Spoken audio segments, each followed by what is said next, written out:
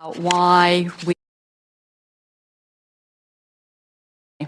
So over the summer, as many of you know, I met individually with the 6 plan commissioners who had been on the Plan Commission for the longest period of time. And I asked for their perspective on how meetings have been going and whether there are suggestions to improve them. And so we've done a few things as a result of that input, and we'll probably be doing more. But like showing on Zoom the agenda numbers of the items that are recommended for the consent agenda to make it easier for commissioners and for members of the public to know what we're suggesting be on the consent agenda.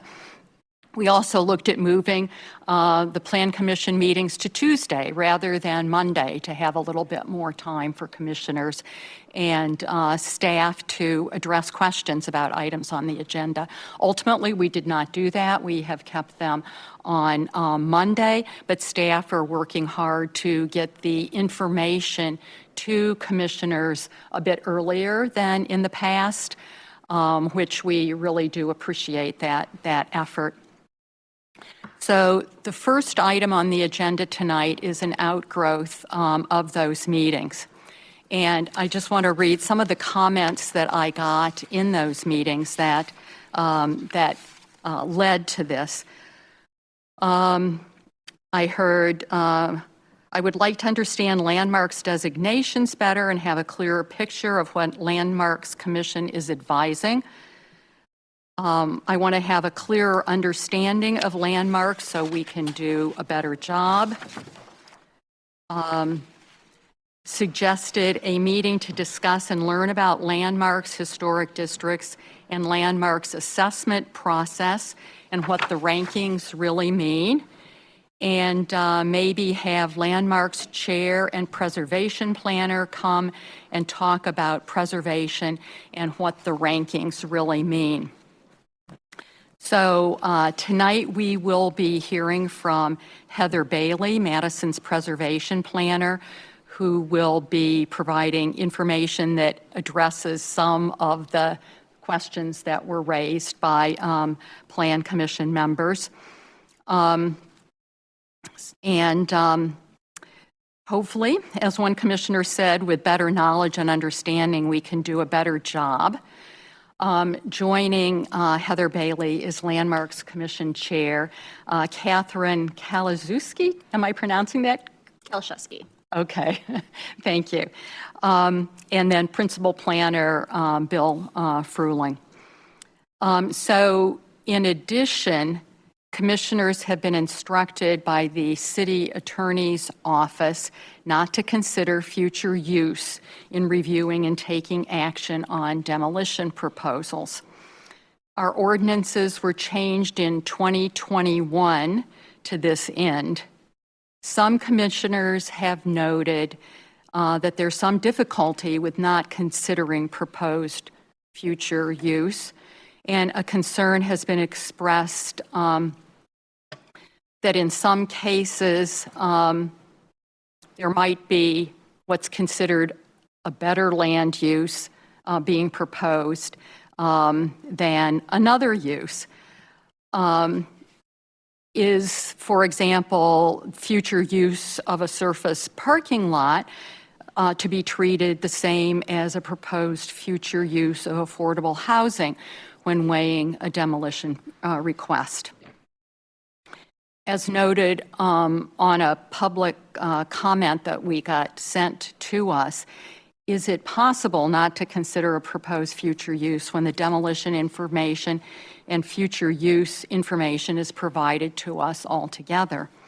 Assistant Attorney Kate Smith will help us understand the current ordinance and how to approach this knotty problem, because I think it is kind of a knotty problem. So thank you, staff, for being here and being prepared to help us with these things so that as a Plan Commission we can do a better job. So we do have one registrant on agenda item 2, Kurt Steggy, Cambridge Road, neither support nor opposed. and wishing to speak representing himself.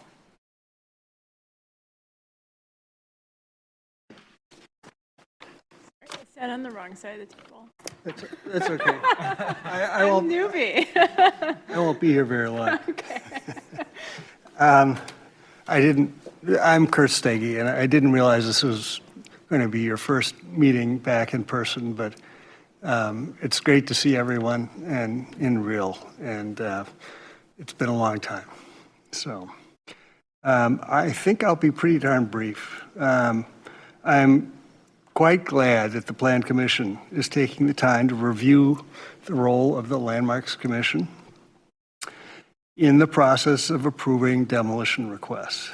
Both the Landmarks Commission and the Plan Commission play quite important roles. I'm going to say something pretty obvious. Buildings cannot talk. If they could, they'd be able to fill us in, offer information that would be highly relevant to Madison's history over the last nearly 200 years, and landscape constructs could advise us about what's happened over the last millennium. Approving demolitions is a serious business, and that is indicated by the fact that you're spending this time at the request of the chair to discuss it. Demolitions are a permanent decision. They cannot be reversed. So I simply encourage you to treat your decisions carefully, proposed actions carefully. I'd like to draw your attention to two matters. One is the last paragraph on the Planning Division staff report, which says that the commission may also provide, meaning the Landmarks Commission, may also provide a separate report regarding a property proposed for demolition to the Plan Commission. This report can further describe the historic value of the property outside of the language of the actions above. So remember that this is an option, and I'm not trying to push work onto the staff of the Landmarks Commission because I think that they're occupied, but it is a source of additional information that could be available to you that's provided for. And the other thing is I'd simply ask that you read the public statement that was submitted earlier this afternoon before you leave. Finally, I'll say thank you for your service to the city. It's wonderful to have people care and show up, whether it be via Zoom or here. Thank you very much. Thank you, Kurt. One other thing that I wanted to say, this is, as I said, a special meeting, so we will function a little more informally than we usually do, and having kind of a round table can allow us to see and hear our each other a little bit better. So with that, I am going to turn it over to Heather Bailey. Okay. Good evening, everyone. So I'm going to go through a quick presentation, and then Katie and I can take questions and have a discussion about how Landmarks Commission goes about their process and how they are attempting to communicate with you, the Plan Commission, and ways in which we can clarify or strengthen that communication. So in terms of how this process looks, our community has a very, I think, robust process in terms of how we go about looking at demolitions, and in particular capturing the possibility of properties not falling through the cracks that might be significant. Being the type of work that I do, I see the occasional story come up across the nation of a demolition got approved for this very significant property, but due to the way the process is, they can't stop the demolition and, then they lose it. So this process where Landmarks Commission provides an advisory recommendation on the historic value of a property allows for the Landmarks Commission as the official body tasked with being stewards of the cultural resources for the city to provide their recommendation, but it also provides a public process for, let's say there's something that we don't have documentation on. We just did our underrepresented community survey, and one of the things with underrepresented communities is they are also not represented well in the written documentary record.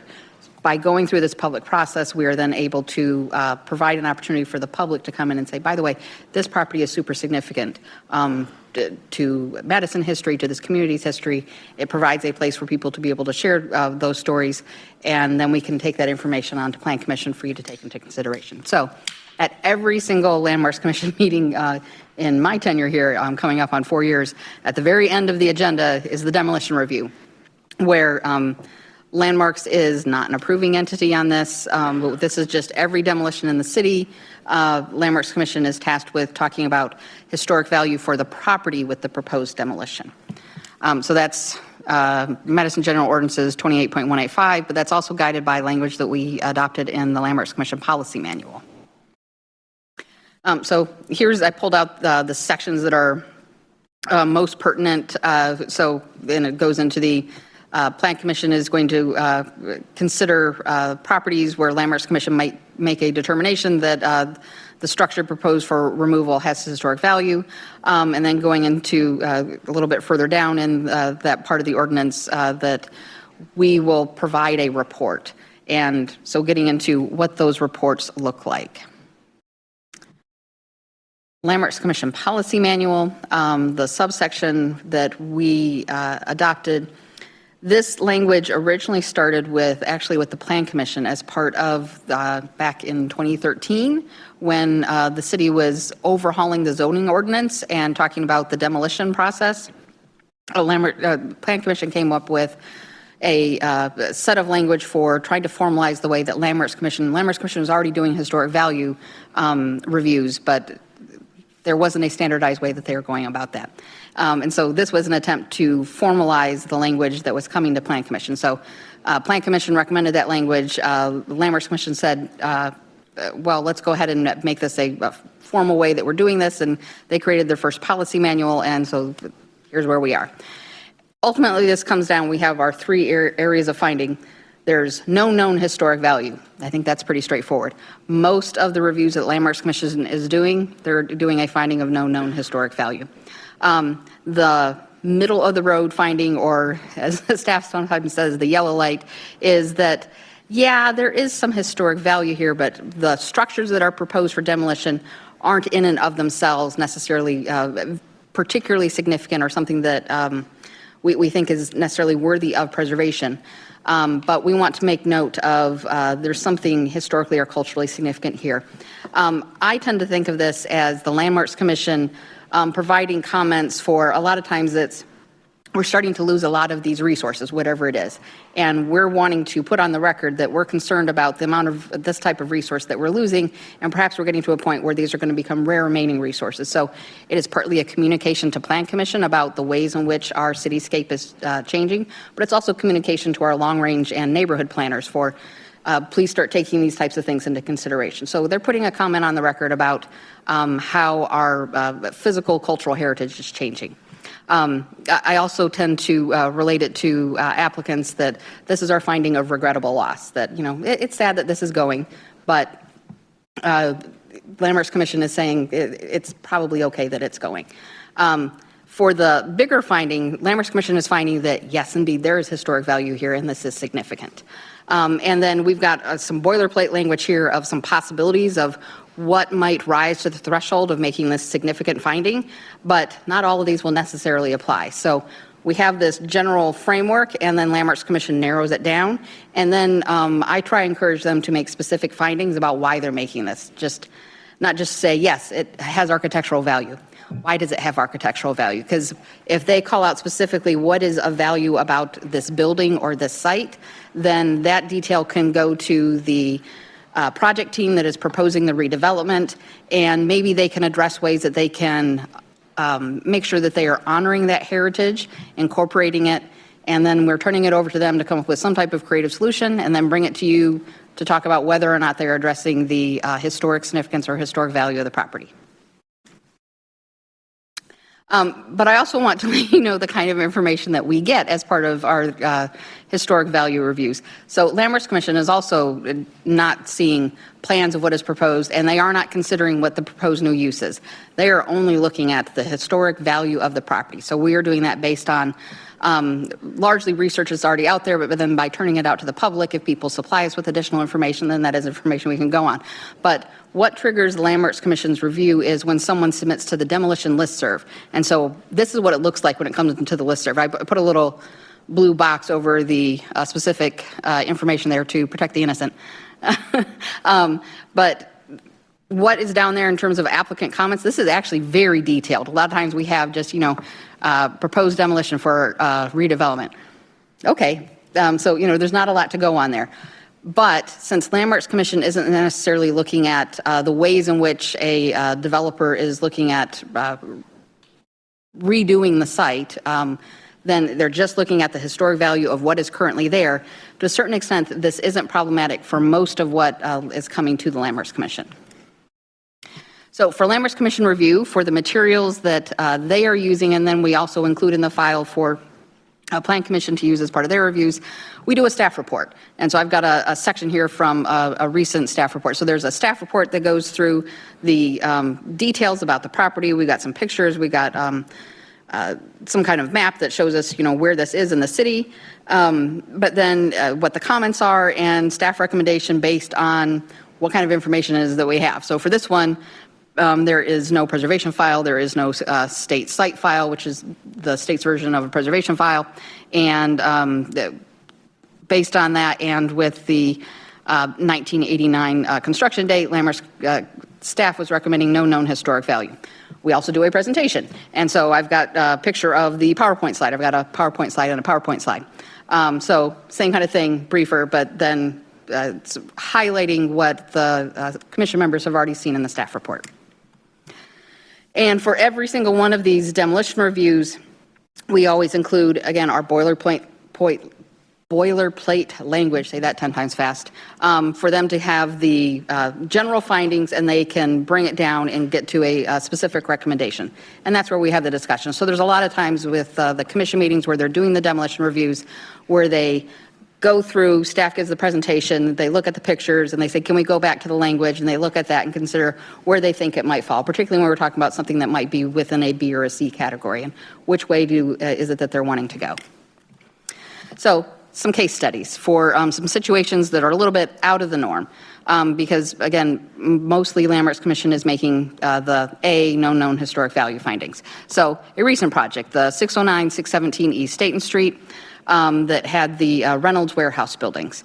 So when this came in, Landmarks Commission said, yes, this has historic value. It's a long-time business in Madison, and it is an early woman-owned business, and there's historic significance here, and there's a great deal of historic integrity related to this building. When we say historic integrity, we mean there haven't been a lot of changes, and it is still able to convey its historic associations.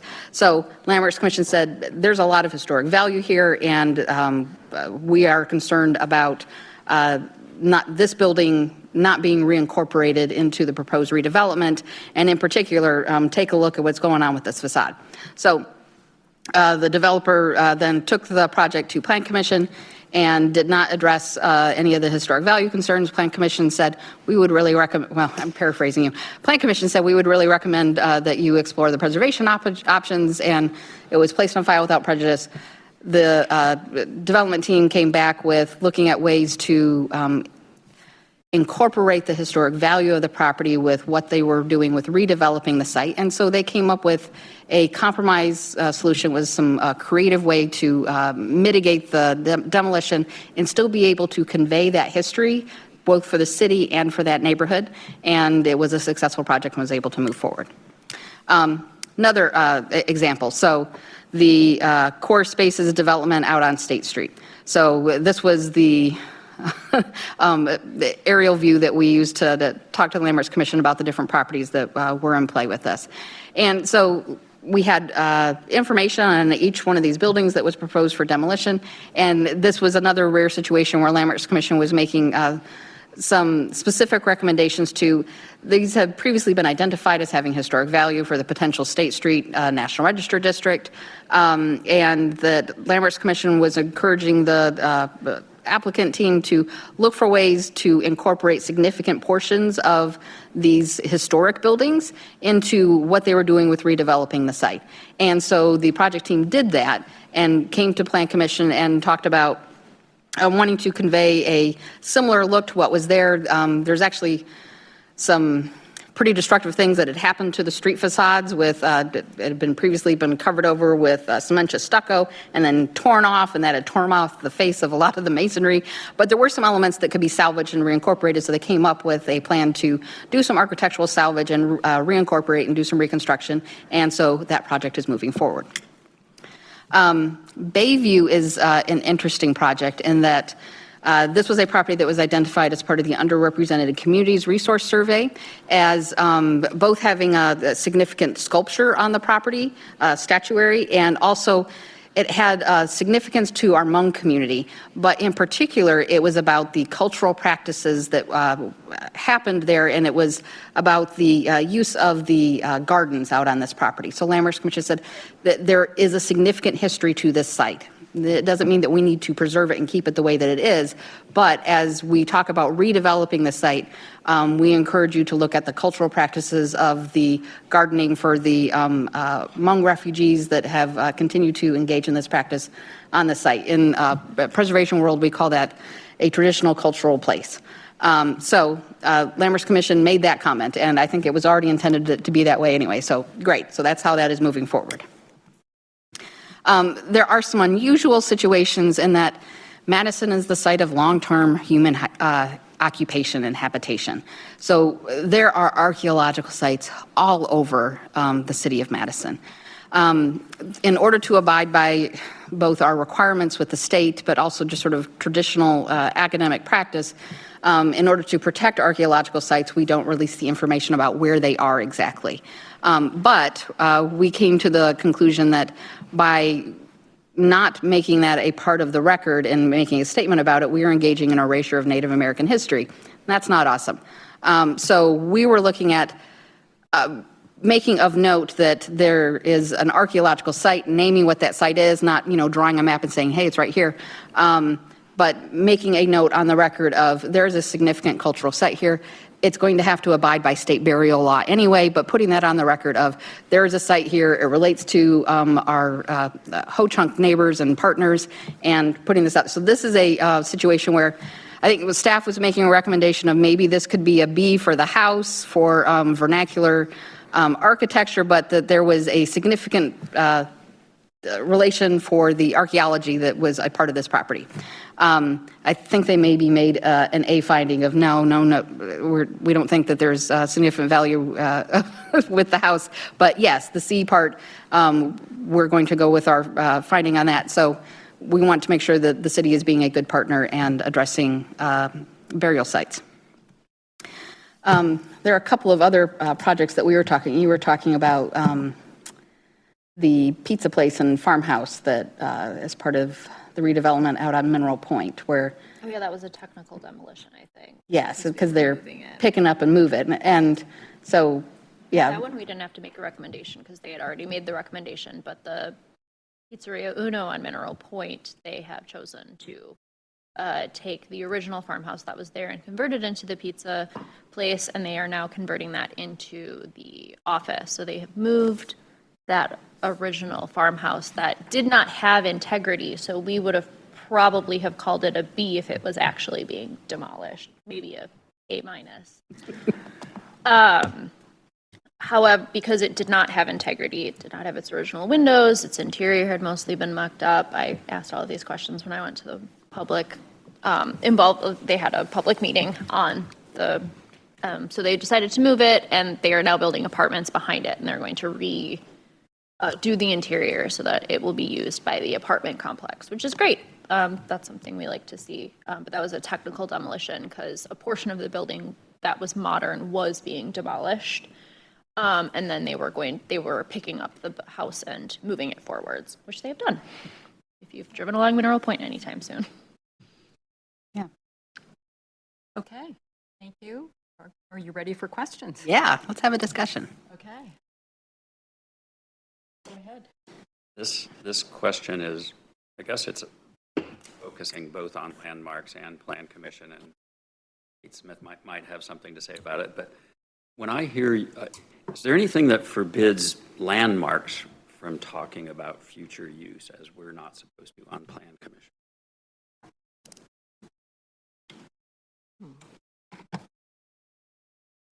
I'm going to wait for Kate to contradict me. I'm going to say, I generally recommend that Landmarks Commission's purview is about speaking on the historic value of the property.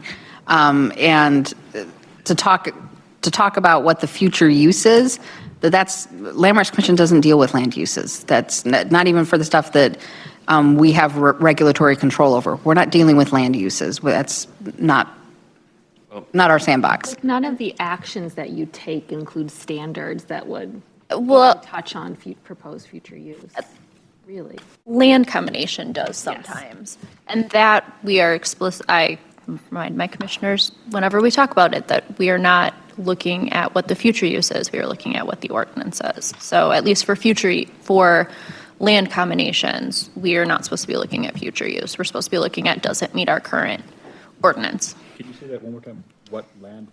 Land combinations, so, yeah. I don't know if the microphones are live or not. I don't know if the microphones are live. I can talk louder. I don't know if the microphones are live or not. There you go. They are if you talk closely enough into them, which I would really suggest that people do so we can hear each other. So thank you for pointing that out, Eric. I have a follow-up question. So this pertains to both landmarks and Plan Commission, I think. I mean, I heard your answer, and I know what we're supposed to do for Plan Commission. But when you're talking about moving a historic building and incorporating that somehow into a redevelopment, or there's the Dayton Street example, your Plan Commission is saying you need to save this facade in your redevelopment. It seems like we're talking about the future use. Maybe you could say, oh, well, we're just saying save the facade without regard to what the future use is, but that's kind of seems like nonsense.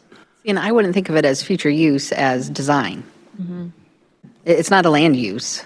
It's a design. You're not telling them how to use the land. You're just suggesting. We're saying save that facade, and perhaps the land use could have been something totally different than what we all pretended we didn't know about. Yeah, well, because that building in particular was developed to be used as a warehouse, and I don't know if it continued to be used as a warehouse throughout its entire history, but we don't care if you continue using it as a warehouse. Do whatever you want, as long as it looks nice. Okay. Well, it incorporates the history, I should probably say. trickier for Plan Commission, but Well, Yeah. yeah, we can make recommendations, and that is all we can do. So I have a couple of questions too. You had said that on the pizza joint farmhouse that you would have probably done an A- or a B because the interior was mucked up and the windows had been replaced. My understanding is that for landmarking, we don't look at interiors at all. So why would that make a difference in terms of the A, B, or C rating? That's true. We do not look at the interiors. I only know that the interior was mucked up because I went to the public information meeting on the development and had asked how much of the interior they were planning on preserving. And they said that they were not planning on preserving any of the interior because it was completely gutted when it was turned into a pizza place. So that was mostly my personal knowledge. Because it is something that is often argued. as a reason for demolition is that the interior is no longer there what it was. And so I always find that a bit interesting since we don't do anything with the interior. So Yes, and I should note that we have no ability to review and comment on interiors, just what the exterior looks like. That is what our purview is.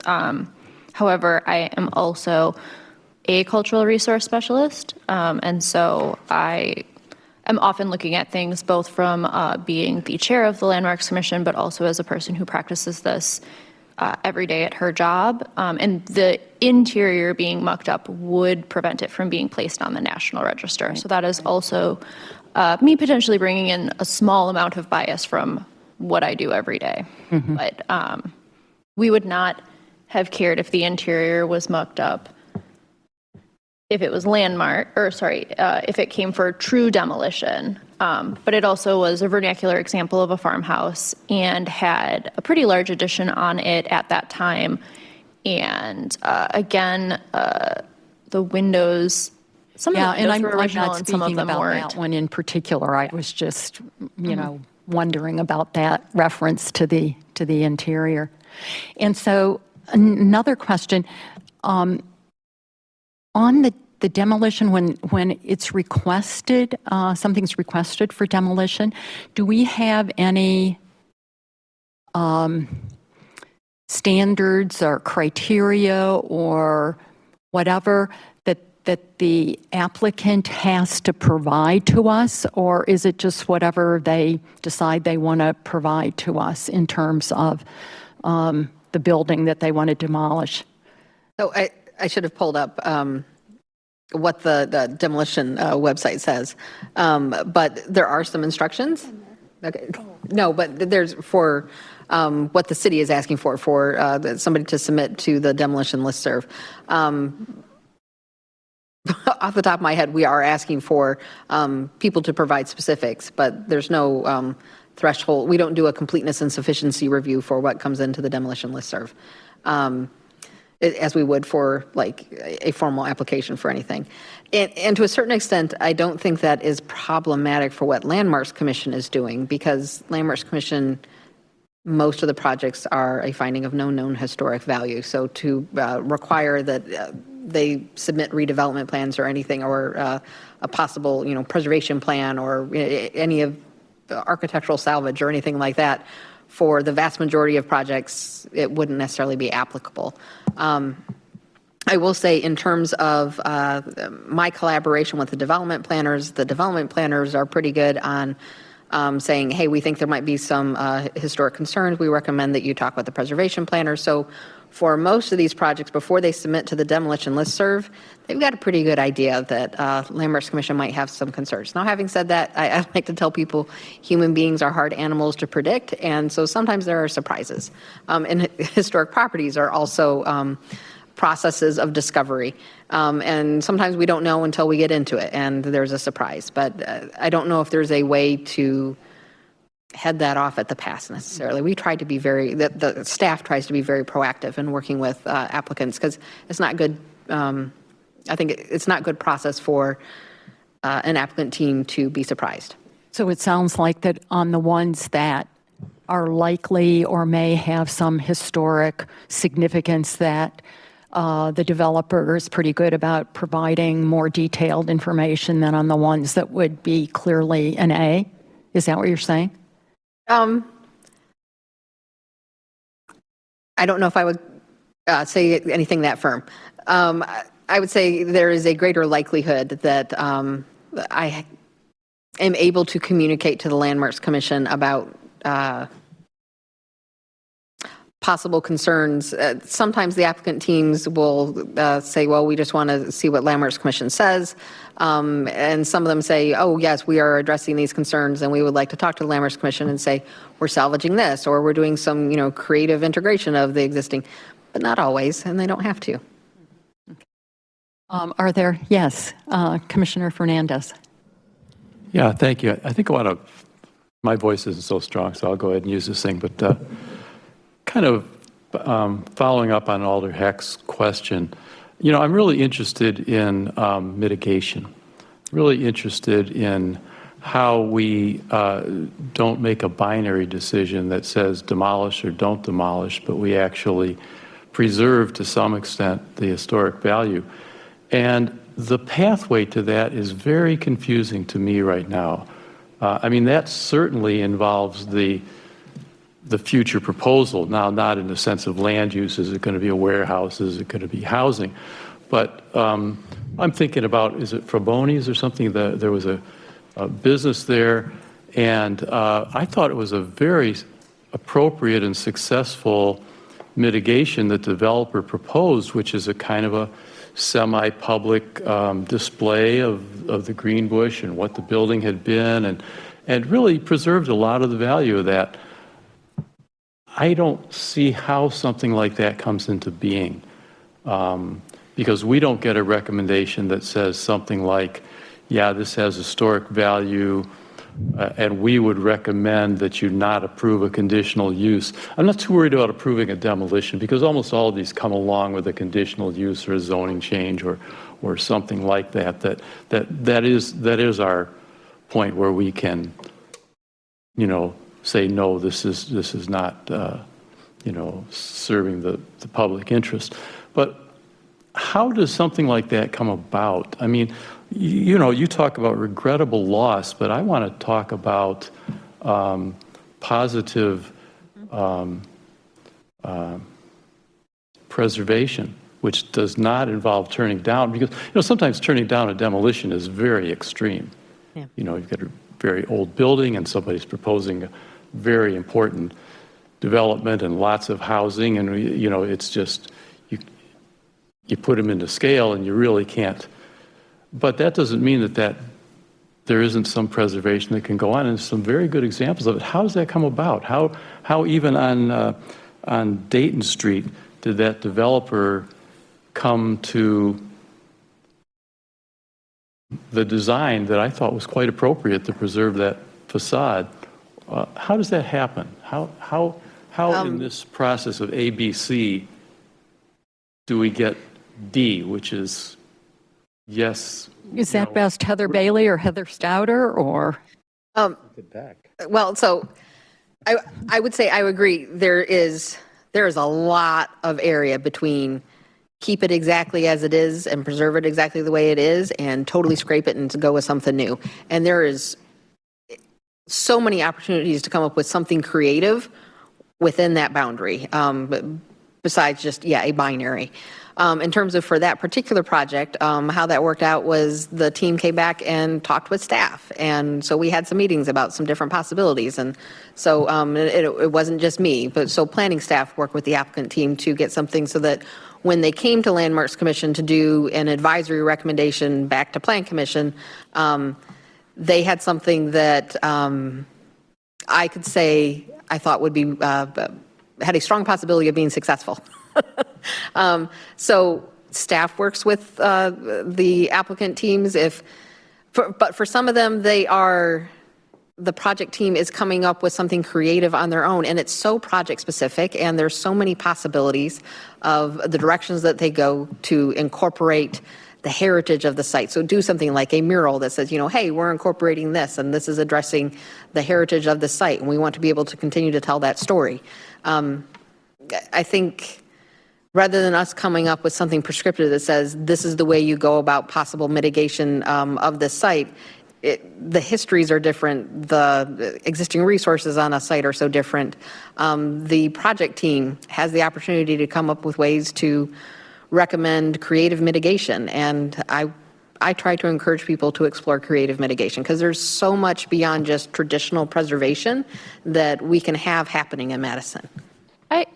So just in terms of the process, did that go from a C to a B? Is that what happened? Is that we basically put it on file, they came back and talked it over with you, came back with a proposal, and you said, okay, we're now going to give it a B? No, I think that was still, it was a finding of historic value, and they were addressing that historic value. It was a C. It was a C. It was a C. And we put it on file. Right. And they made some changes, but it still came back to us as a C. I'm just trying to frame the I say C doesn't mean bureaucratic. stop. Yeah. Pardon? C doesn't mean stop. No, it doesn't mean stop, but I'm just saying, at what point do you provide information to us that says this has now changed, right? If all you have is B and C, and it was a C before, and now they made some good changes, and it's still a C. Well, yeah. I'm just trying to understand how we communicate that you now have found this to be an appropriate mitigation, and you would be more comfortable moving forward. How does that happen? I just want to jump in and remind everyone that we aren't allowed as landmarks to give any sort of guidance. Ours is an advisory recommendation that you then take into account while you're looking at these. I also, as the chair, remind everybody who comes and wants to talk about the history of these buildings to come to Planning Commission, because this is where the decisions are made. The findings are the findings. Mitigation doesn't change if a building is significant or not. If we find it to be a C, it's always going to be a C unless a earthquake happens and it falls down. Otherwise, it's always going to be a C. And no matter what type of mitigation they're proposing, it will always be a C. We can make recommendations and say, we think this is something you should push back on or ask for additional mitigation, but we can't be the ones to require it. So we are the advisor, we are offering advice, but we need you to listen to us and ask people to do those things. And I would just add, in terms of saying a red light doesn't mean not tear it down, that a spreadsheet was put together for the red lights, so to speak, from 2018 to about current. And there were about 16 buildings that were red light. There are a couple that I'm not sure exactly what happened. And one of those requests for demolition, Plan Commission denied, and it was overridden by the Common Council. 11 were approved by the Plan Commission for demolition. 2 were withdrawn by the applicant, and I know that one of those was because they decided not to tear it down. 1, it was purchased by somebody else who was going to rehab the building, and then 2 were mitigation, so to speak, like the one that was spoken to there. So the vast majority of what comes to the Plan Commission as being significant, the level C, the Plan Commission approves for demolition. So that's something to kind of think about too. Yeah, I mean, I do understand that, but what I'm really seeking is the advice of trained historians and landmark people, right? That's what I'm saying. How, we might turn something down. You've called it a C. We say no. Speak into the... We put it on file. You work with the developer, and let's say the developer proposes something that is just a little piece of kitsch. Well, we're going to just put a pillar in there, and you go, this is really nothing.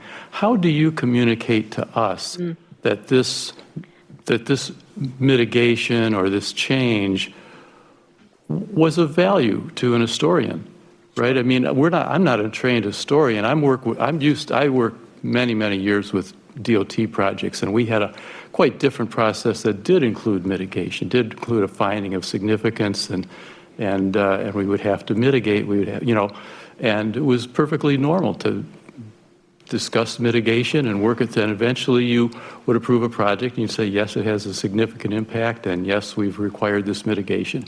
So there's a kind of an absence of that here that I'm a little bit confused, and yet it's happening. And that's what I'm saying. It's happening, but I don't quite understand how we're getting that advice from you. So I would say there isn't necessarily a standard process. For the Dayton project, Plan Commission provided, I think, enough direction to say that you would prefer for Landmarks Commission to review their proposed mitigation and provide comments. So it formally came to Landmarks Commission as a discussion item for an advisory recommendation. So Landmarks Commission reviewed it and did an advisory recommendation. There was, back when, in the before times, project out on East Washington that when Marsha Rummel was on Plan Commission, where they were looking at some possible creative mitigation, and we didn't have enough time for it to come back to Landmarks for their review. So I worked with the project team to talk through some possibilities with the Brinks. And then I provided a staff report that came to Plan Commission about the creative mitigation that they were proposing, and then Plan Commission approved it. So it could be that I provide a staff report. It could be that it goes to the Landmarks Commission for a formal action on the, formal advisory action on the part of Landmarks Commission to come and then communicate to Plan Commission. So basically, what I think I'm hearing is that Plan Commission could send, like the Dayton Street one, back essentially to Landmarks and say, is what is being proposed for mitigation, can you comment on it? Mm-hmm. That's right, and I think that already, and you're saying that happened. I just don't recall ever seeing a recommendation that said, we now support this, or we consider this to be significant mitigation. In the case of Dayton Street, I just don't, maybe I just missed it, but maybe there was something that came back to us that Oh, it should have been linked in the file. I'm sorry if that did not happen. I just really want to encourage that kind of dialogue, however we can make that work, because I just see some really good proposals out there that are, there's just times when you really can't make it a binary decision, but there was that building with important significance to the African American community, were conditioned. It was very hard for us to make a finding that it needed to be preserved because it was, clearly would take a lot of funds that, it wasn't, let's just say it wouldn't be a viable. That's one that was purchased by somebody and is being rehabbed. Yes, but clearly, that was not something that we were prepared to require, and yet, really,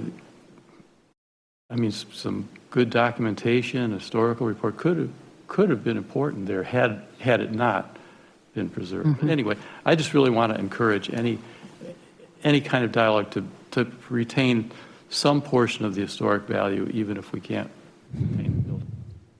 I will say, so there's the demolition report the staff does for Landmarks Commission, and then we send over to the development planners the action report from Landmarks Commission that includes the discussion that Landmarks Commission members had, and then their specific demolition findings. And I don't know if that gets included in the file that goes to Plan Commission, or if it's just summarized in the staff report. I believe it's summarized, and it should be linked also, but we'll. I think that you started more regularly linking that now, which I do think is important because there's additional detail and photos and things like that that can be helpful, I think, in our review. Follow up? No, not even. Yeah, sure, go. Just a different question. Mm-hmm. What is if it's actually a landmark? Oh, that's not B or C, right? That's a. We have the ability to say no. If it's an actual landmark, we have the power under the ordinance to say no to the demo. A local landmark. Yeah, a local landmark. Right, thank you. That's what I understood. I just wasn't completely certain. Commissioner Cantrell. Yeah, I just wanted to add that the Dayton Street project was successful because we sent it back and with some guidance to staff and to Landmarks. And we had a willing developer, an applicant that was willing to do some adjustments, and a creative staff that came up with some really great ideas as well. So, and I think that project, I think, is one of the best ones I've seen in a long time because it shows how Landmarks and the Plan Commission and staff really work together to make something really good. Even though it may be a C to a C, but in my opinion, it was an A. It ended up to be an A because it preserved the building, much like it looks right now. But one of my big issues is not considering the future use. And I know that we added that language in 2021. But from my perspective, if we're looking at demolishing 9 properties, for example, on West Washington, 500 block, and we can't consider what the future use will be, it gives the preservation of those a much higher weight than what could be there. Our downtown plan, for example, shows the 500 block, and I'm just using that as an example because in a memo to us from Bob Kleba, he used that as a project that maybe we shouldn't have done what we did. We approved a project there. But I think that the Plan Commission not only can review a future use because it's consistent with their plans. Our downtown plan shows that 500 block exactly what we approved. It doesn't show the preservation of the 9 houses. It shows redevelopment along West Washington. So I think that we need to adjust the language, which really ties our hands, and that something like the Plan Commission could consider future use consistent with city plans. That's one of the most important roles the Plan Commission has, to review projects consistent with our plans. So I think we're tied to the language that was created in 2001, but I just think that it locks us in to, a revolving, we're shooting ourselves. So. Okay, so let me make sure I understand what you're saying, because I'm not sure I caught all of it.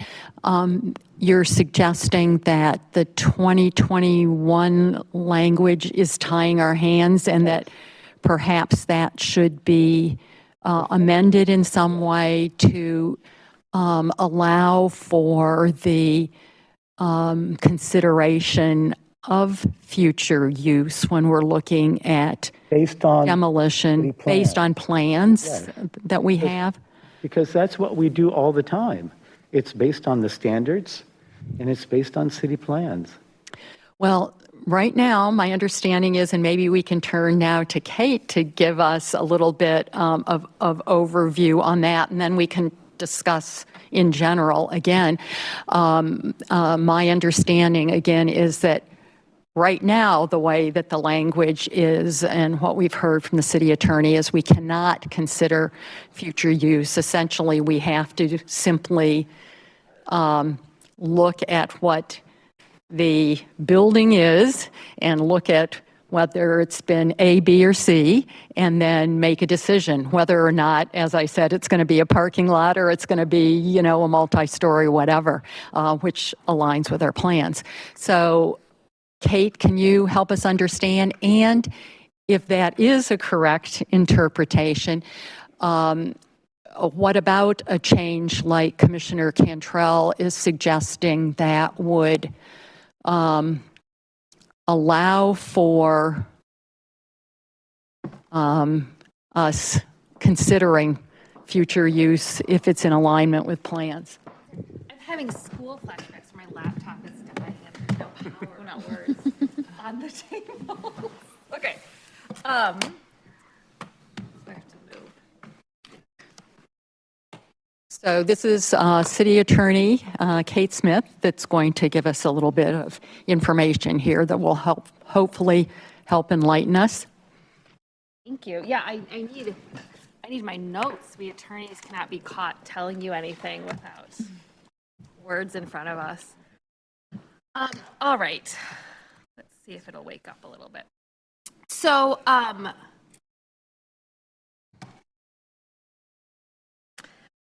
I was not, my predecessor, John Strange, who I know all of you worked very closely with, was the one who worked on the draft of the new demolition ordinance. So I say that only because I wasn't part of the conversations that went into how the language was crafted.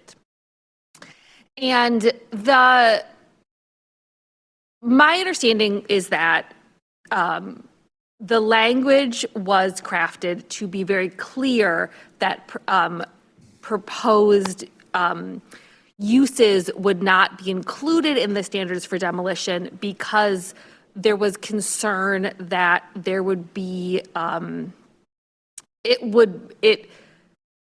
that sometimes it kind of veered into using proposed permitted uses as a reason to deny the demolition, which John flagged as having having constitutional concerns, right? Like, you are permitted to do this with the land, so using the demolition permit as a tool is not legal. And that since you already review all of the conditional uses, it would just be cleaner to take out the language at all, which is my guess, is why it was removed entirely. And that's because we attorneys get these fancy educations to try to do risk mitigation, and we don't want anyone to put on the record that that because of the future use, you deny the demolition permit, and then we get really stressed that we're going to get sued. So sometimes it is cleaner to cut out something entirely than to put that distinction into it. But I understand the frustration because you are going to talk about conditional use, and it's really hard to speak about things in the abstract when you are presented with both of these applications at once. Exactly. We're kind of expecting you to turn off your brain, turn it back on, and to make these two different votes. And I think that what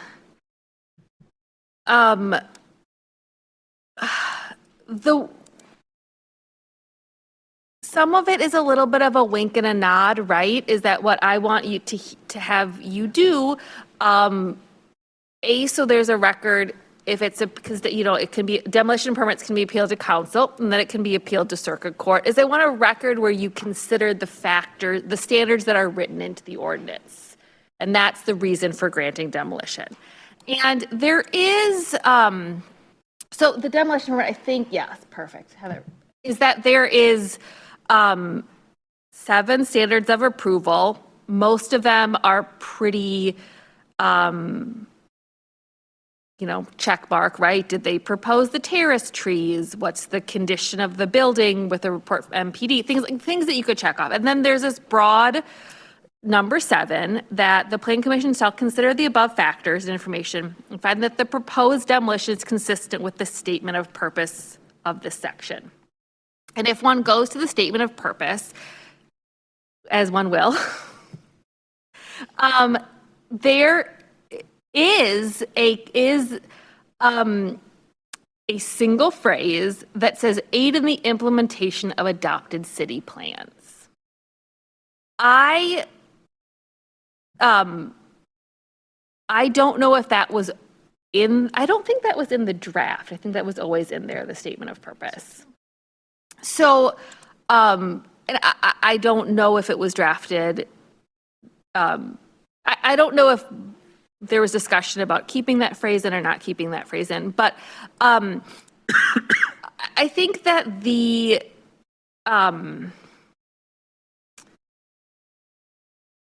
I think it's not that you are all human, right? You are hearing the application. It's not that you cannot understand the full complexity of what is being presented to you. The But from a legal perspective, it's that there are multiple actions on the single application. And when you make when the action for the demolition permit is made, there needs to be a basis on the record that you go through the 7 standards and find that they are met or not. The fact that it has to be consistent with the statement of purpose is really the wishy-washy part of it, but that just means that you have to think and consider and talk about it, and that there is a record for which I can defend if that happens. And then the next action, and I think it's great that it is now 2 separate votes, because I think that that makes it clear, is that for conditional uses, there are 17 conditions that are distinct from the 7 conditions for the demolition. And so it's, and right now the ordinance says is that both have to be heard at the same meeting, which I think makes a lot of sense, my understanding, from a practical perspective, because the applicant comes, staff comes, and all of the information is presented at once. So yeah. But we do occasionally see demolition permits just Yes. in the abstract, like the bank coming up here is one that has, explicitly, we have no future use for it. How often does that happen? And thinking about it since I've been on Plan Commission, I think most of the demolition permits, or maybe all the demolition permits we've done have been paired with the either permitted or conditional use that's coming after it. Right? Yeah, in most cases, they are paired. Do you want to add to that? I think it is rare, but we may see more of them, even as an example with the city's land banking program. If we as a city are purchasing land and there are buildings on those properties that are in horrendous shape, we can't maintain and lease them out successfully, we may as a city even pursue demolition a few years in advance of a redevelopment. And we did see some of that not city-owned land, in the Capital East District, there were demolitions of old industrial buildings that occurred pretty far in advance of those redevelopments actually occurring. But I think that's probably the most likely case, is if any entity, city included, is working to prepare a larger site for a redevelopment. You may see a demolition come through without clarity on that future use. Do you have any follow-up on that, Eric? No, I was just going to apologize for not using the microphone. Okay. It does make a difference, actually. Yes. Could I come at that just a little bit? I think we had, I'm sorry. Gay was, yeah. Go ahead, Gabe. So I have a question then, like kind of procedurally. Can we split up in our agenda all the demolition permits separately? And then the, conditional use and the certified maps can be together still, like in there's, again, all the demolitions just be separate? That may help. So you're suggesting in the same meeting, Yes, but absolutely. same meeting, but just split them Right. up. Can't we have something separate anyway? Just make demolitions separate as well. Yeah, we currently do have the demolition item. Right. Separate. It's like 10, 11, 12, Yes, 13. you're right, yeah. So maybe it's 10, but 8, 9, 10 are all demos. And I then hear the what rest of the projects are further down somewhere. Uh-huh. So that way it kind of, maybe it would help me a little bit, like, cause like Commissioner Ken Charles, sometimes it's hard to not think about everything while you're doing it. But if it's fully separate, I understand from like presentation and project, it's, you want to hear them all together, but if we're considering them separately, like completely separately almost, is that possible? I know there's some logistics with that may make it hard. I'm going to turn to Heather and see what her reaction is to that. I mean, we're not going to absolutely answer anything tonight, but if we want to encourage certain things, like whether it's an ordinance change or procedure change, we can do that. So, Heather? I don't think there's any structural or legal reason why that couldn't happen. One of the things that our staff team feels is important is the continued ability to author staff reports that take 3 or 4 related requests into account at one point. I think, and even that's not impossible to change. It's a little impractical and maybe more work than is necessary to think about writing different staff reports for a demolition than you would for the other related items on that same site. And so I think it could run the risk of getting a little confusing if if a staff report covers items 6 and then 11, 12, and 13, that's the only risk I see. But I don't think there's any absolute reason not to explore that. Did you have something associated with this? Quick comment. I'd say I understand why you're suggesting that, but I would say it also makes it harder on the public and the applicant to have to stick around for multiple portions of the meeting. You know, kind of associated with this and associated with what Heather said about, in some cases, and the question that Alder Paulson raised, with some demolition being taken up, you know, months before perhaps any kind of thing is filed, which makes me wonder why we have in the, where it says public hearing required, it's 9A under Plan Commission approval, why we say the demolition or removal permit application shall be considered at the same time the Plan Commission considers the amendment to the zoning map or conditional use. I mean, in some cases, it's not even been filed yet. Why would we have that in the ordinance? It doesn't make sense to me. I think that's an older portion of the ordinance that just didn't get changed, and I think I'll look to Kate, it's probably fine to remove that. Okay. I don't think It just doesn't seem consistent with reality. Yeah. I think, you know, the typical procedure moving forward would probably be that these things would fall on the same meeting still, but do they absolutely have to? No, not especially if there isn't a proposed future use Right. at all. Well, I would suggest, We can think about that. yeah, excising that from the ordinance. With proactive zoning, like with the Roth Street current proposal, there's a disconnect there. Right.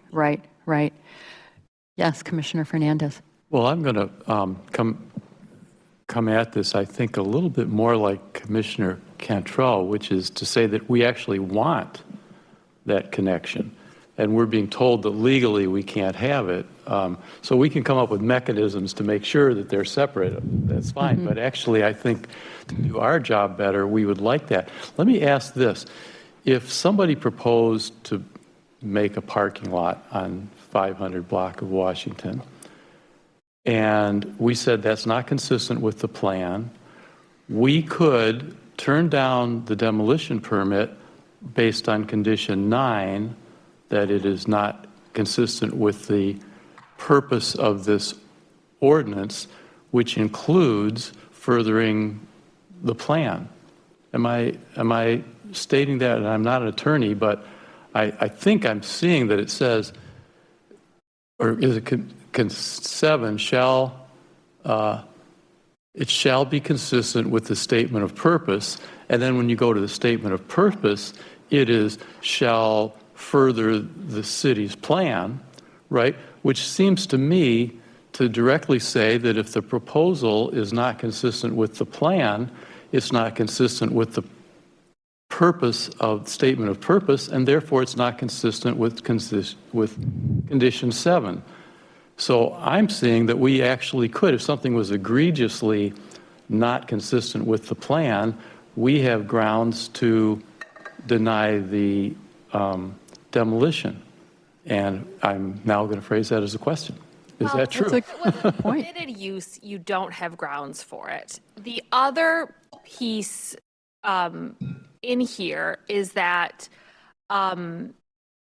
if an applicant, and if it's a conditional use, right, permitted use, you don't have the grounds to do it. If it's a conditional use and the applicant meets all 6 criteria, and the only piece that you are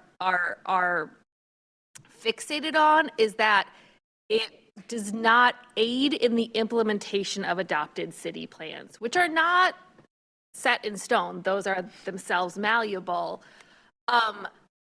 I think that from so the kind of standard by which I would need to defend it is that your decision was not arbitrary and capricious, is kind of this legal standard that we would use. And I don't I don't know if that's a really strong case. That would probably be a harder position to defend. And the, you know,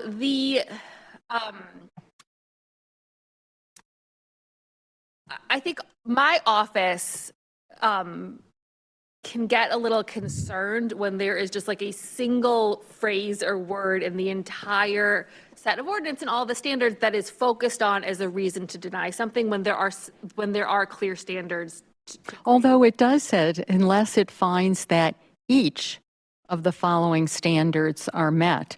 And I think that what Commissioner Fernandez is saying is that 7 is one of the each of the standards, and if it is not then consistent with the statement of purpose, wouldn't that mean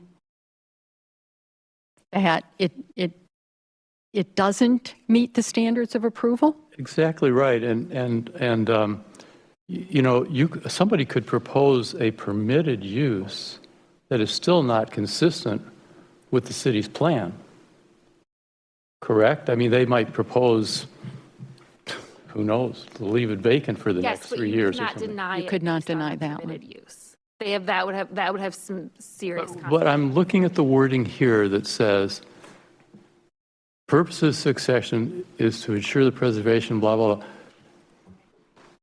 and aid in the implementation of adopted city plans. So if a proposal is clearly not aiding the implementation of adopted city plans, even if it's a permitted use, but it's clearly not aiding in the implementation of adopted city plans, then it's not meeting the statement of purpose, and therefore it's not meeting condition 7.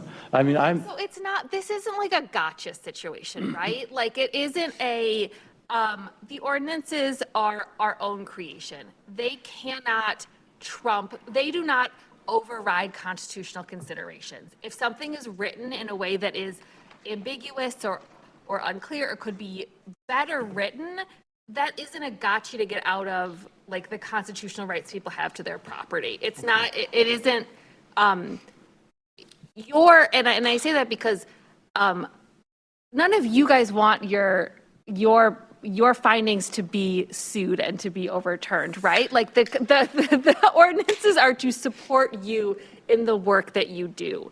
So there isn't kind of trying to be like too cute by half about this ordinance that can get you out of your decisions that you would make. It really doesn't benefit this body, right? Like you still want your things to have foundation. And I'm sorry, I keep on cutting you off. No.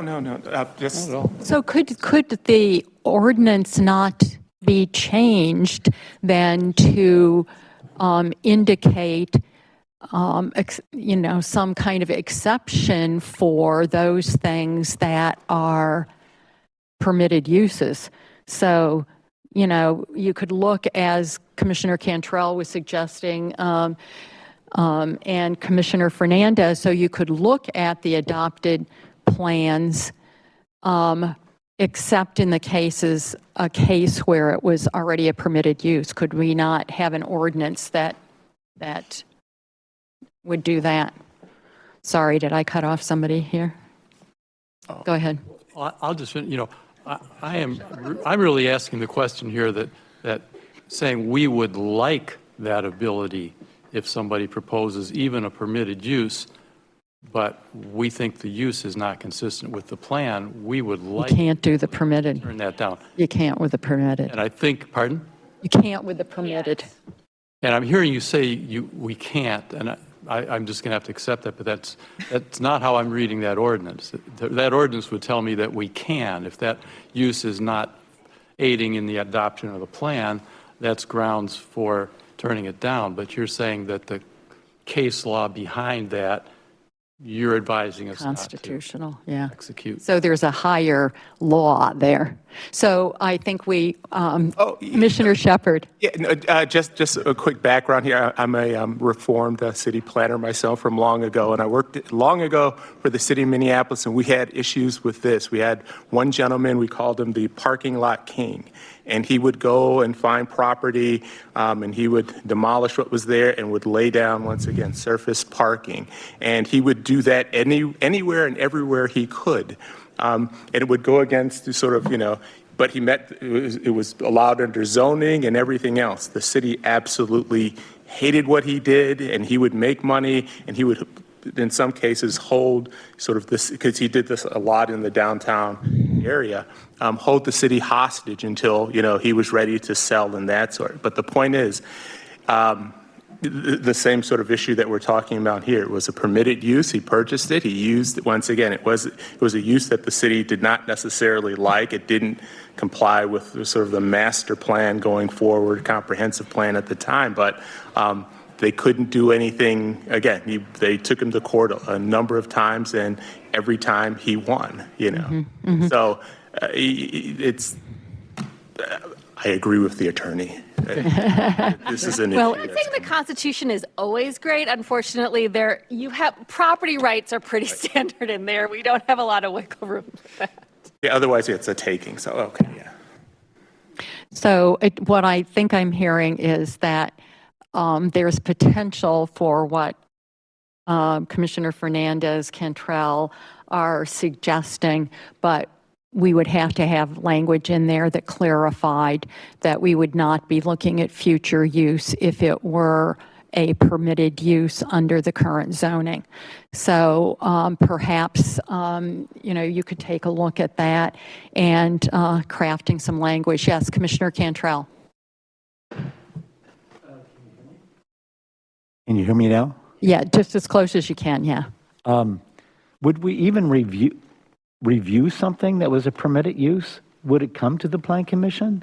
For the demolition, it would. Yeah, for the demolition, it would. Okay. I'm going to suggest there could be an accompanying rezoning request and not a conditional use. You're right, it could. Yeah, good point. Yeah, go ahead. Hi, Katie Mann, zoning administrator. Nice to meet everybody in person. I don't deal as much with what happens at the Plan Commission necessarily, but I do know we do have standards for approving a conditional use already. We already have standards for approving a rezoning. And so now we're adding in some other standards. If they're doing a demolition for conditional use, it gets really messy to try to say, what standards are you using to approve this? We already have conditional use standards. If we don't want a parking lot, we can say that's not a permitted use. In a lot of cases, we do. We don't allow these standalone parking lots. I know in East Washington, we have several times we've had someone come in and say, we want to demolish this. We're just going to have a parking lot temporarily. No, if you're demolishing it, the use is you can put grass there and within a certain period of time. There's no temporary parking lot for a particular period of time. So that could be something to look at too. If we don't want somebody to be a permitted use, let's say it's not a permitted use, it could be not allowed at all, conditional or permitted. But that would be a way to go about those kinds of concerns. Right. I mean, as you know, the larger thing that we're looking at here too is demolition as it relates to historic properties. And so it's not just a matter of permitted use parking lot kind of thing that we're looking at, but the ability to really make good decisions in relation to what we're hearing from landmarks. So, yeah, Commissioner Shepard. And maybe this is something we'll pick up later, but at some point, if we can get feedback from landmarks in terms of, is there anything that you would like to see from us? In terms of process? Good question, or yeah. decision, how we go about making decisions? Be kind. Well, I was going to say, I'm not going to speak for Heather, but I'm also kind of going to speak for Heather because I think I know her answer, which is always feel free to send it back to us for an advisory recommendation. We're never going to say, oh no, they sent it back to us. So if you read that this building is a C and we think that it's historically important, but you also understand that demolition is a good option, meets standards, does what your ordinance tells you to do, However, we have said it's historically important, and we have asked you to ask them to incorporate things into it. Always feel like you can send it back to us. I guess that starts the development of a process that we have but don't always do. So I guess I would say always feel free to send it back if it's a C and you want our opinion. We're never going to say no. And that can be the start of that process. Thank you. I'd say in my ideal world, the project team is coming up with some creative solutions. They present those creative solutions to you and you say, yeah, we think this addresses it, and they can move on. But if you don't think that they've addressed it or they haven't addressed it at all, and you have concerns where just because Landmarks Commission is making it C finding, that doesn't necessarily mean that you agree. We're hoping that you do, but maybe you don't. But if you do agree that there is there's historic value here and there's concerns, and you don't think that the applicant team has addressed that in any shape or form, and you would like them to, saying please take it back to Landmarks and they could give a more formal review, I think that is always an option. Ideally, it wouldn't be as clunky, and the project team would address that and come to you, and it would be taken care of in a single meeting at Plan Commission. I just want to jump in and say, we don't have the ability to require anybody to do anything for demolitions. So that's. Without local historic. Yes, thank you. For our typical demo permit. So, and that is also what I tell everybody who comes to to our landmarks meetings, which is we give advisory recommendations. We have no true power to stop any of the demolitions. Or to tell you how to handle the demolition. We can give advice, but we can't actually tell people what to do like we can with all the other stuff. Well, I would say that we appreciate your advice. So thank you, but I like your question there. Yeah, Alder Paulson. I have two mechanical questions and then actually a kind of question / comment / synthesizing question for planning staff, Heather, city attorney, and our zoning administrator. So I'm going to get the whole room here. So our first two mechanical questions. Just real quick, you mentioned a landmarks handbook, and I thought I heard you say that it's in draft, or is it done? No, No, we've got a Landmarks Okay, Commission policy manual, and so there's a link to that in the staff report, but it's also up on our project review site. And we've had a policy manual since 2014. Every other year, we are required, the commission is required to look at it and see if they need to make any updates, but they can look at it and update it outside of that every other year mark, and they often do. So, So it was just you weren't writing it, you're just reviewing it. That's what I thought. That's what threw me off a little bit, because I thought you had one, but okay. The second mechanical question, does Landmarks have a consent agenda part of their thing? If you've got so many if everything's coming by Landmarks, and a lot of them are not going to be controversial, I don't want to speak for Landmarks, but I'm going to go out on a limb and guess that the bank in the Hy-Vee parking lot that's in the 3rd District is probably not going to rise to the standard of historic preservation and will probably move very quickly. Is this get kind of dispensed with very quickly, and it doesn't take a lot of time, and it doesn't slow things down? So I'm going to give you a long answer. Yes, Landmarks Commission has a consent agenda, but we use that for when we have a long agenda of projects. We don't ever do the advisory recommendation on demolitions as part of the consent agenda. Now, having said that, as part of the staff report that we do for, the presentation, for the ones where staff is making a recommendation of no known historic value, we tend to group all those together in the presentation and go through, here's the basic information we have on each of these properties, and we think they are all a finding of no known historic value, turn it over to the commission, and a lot of times they will make a finding of a no known historic value for that slate. But it is available we do public comment at the beginning of the demolition review. So if anybody wants to make a motion that accepts something, we're like, oh, by the way, this is some important information. So no, we don't want 123 Street to be a part of the finding of A, then they'll pull that out. Do developers typically show up for these all the time? Like, I mean, I'm going to go like this bank example. Do we expect that the Hy-Vee project team is going to come in and be listening in for that? Maybe. So we have started, shifted our process to make sure that applicants knew that Landmarks was talking about the historic value. But I make it clear to the applicant teams that we don't want to see your plans in terms of like the larger what they would be presenting to Plan Commission, unless you want to talk about, hey, by the way, we're doing this creative mitigation, cool, then we can talk about it then. But otherwise, the Landmarks Commission is only talking about the historic value, but we're going to be doing this cool thing with the property. That's fantastic. Please talk to Plan Commission about that. Landmarks Commission's purview is just about evaluating the historic value of the property with the proposed demolition. So the commission focuses their discussion on that, and we ask that the development team also focus on if they think there's historic value or not. Okay. Thank you. That's helpful.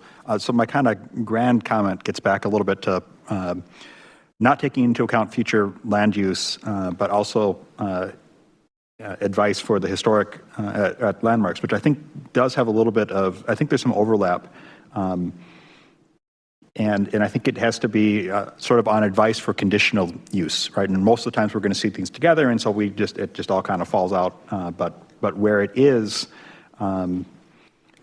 where they might get separated, right, or the demolition permit might come before us kind of early on, I don't think it's inappropriate for the Plan Commission to potentially make some, remarks on, if there's going to be a conditional use potentially coming, that maybe we want to give a little bit of advice, or maybe this is all handled at staff. But I don't think it's completely inappropriate for if they're coming to us with a demolition permit and they say, okay, and by the way, we're going to put in a water park when we're all done here. We might want to say, well, that's not going to be a condition that we're going to be able to approve. You might want to rethink that, and that might cause them to rethink their demolition. So I think there's an opportunity somewhere in the process that can come in, and the fail stop is the Plan Commission, right? If no one in staff remembers that we can't do water parks, the staff's a big fan of water parks and hopes to slip one by us.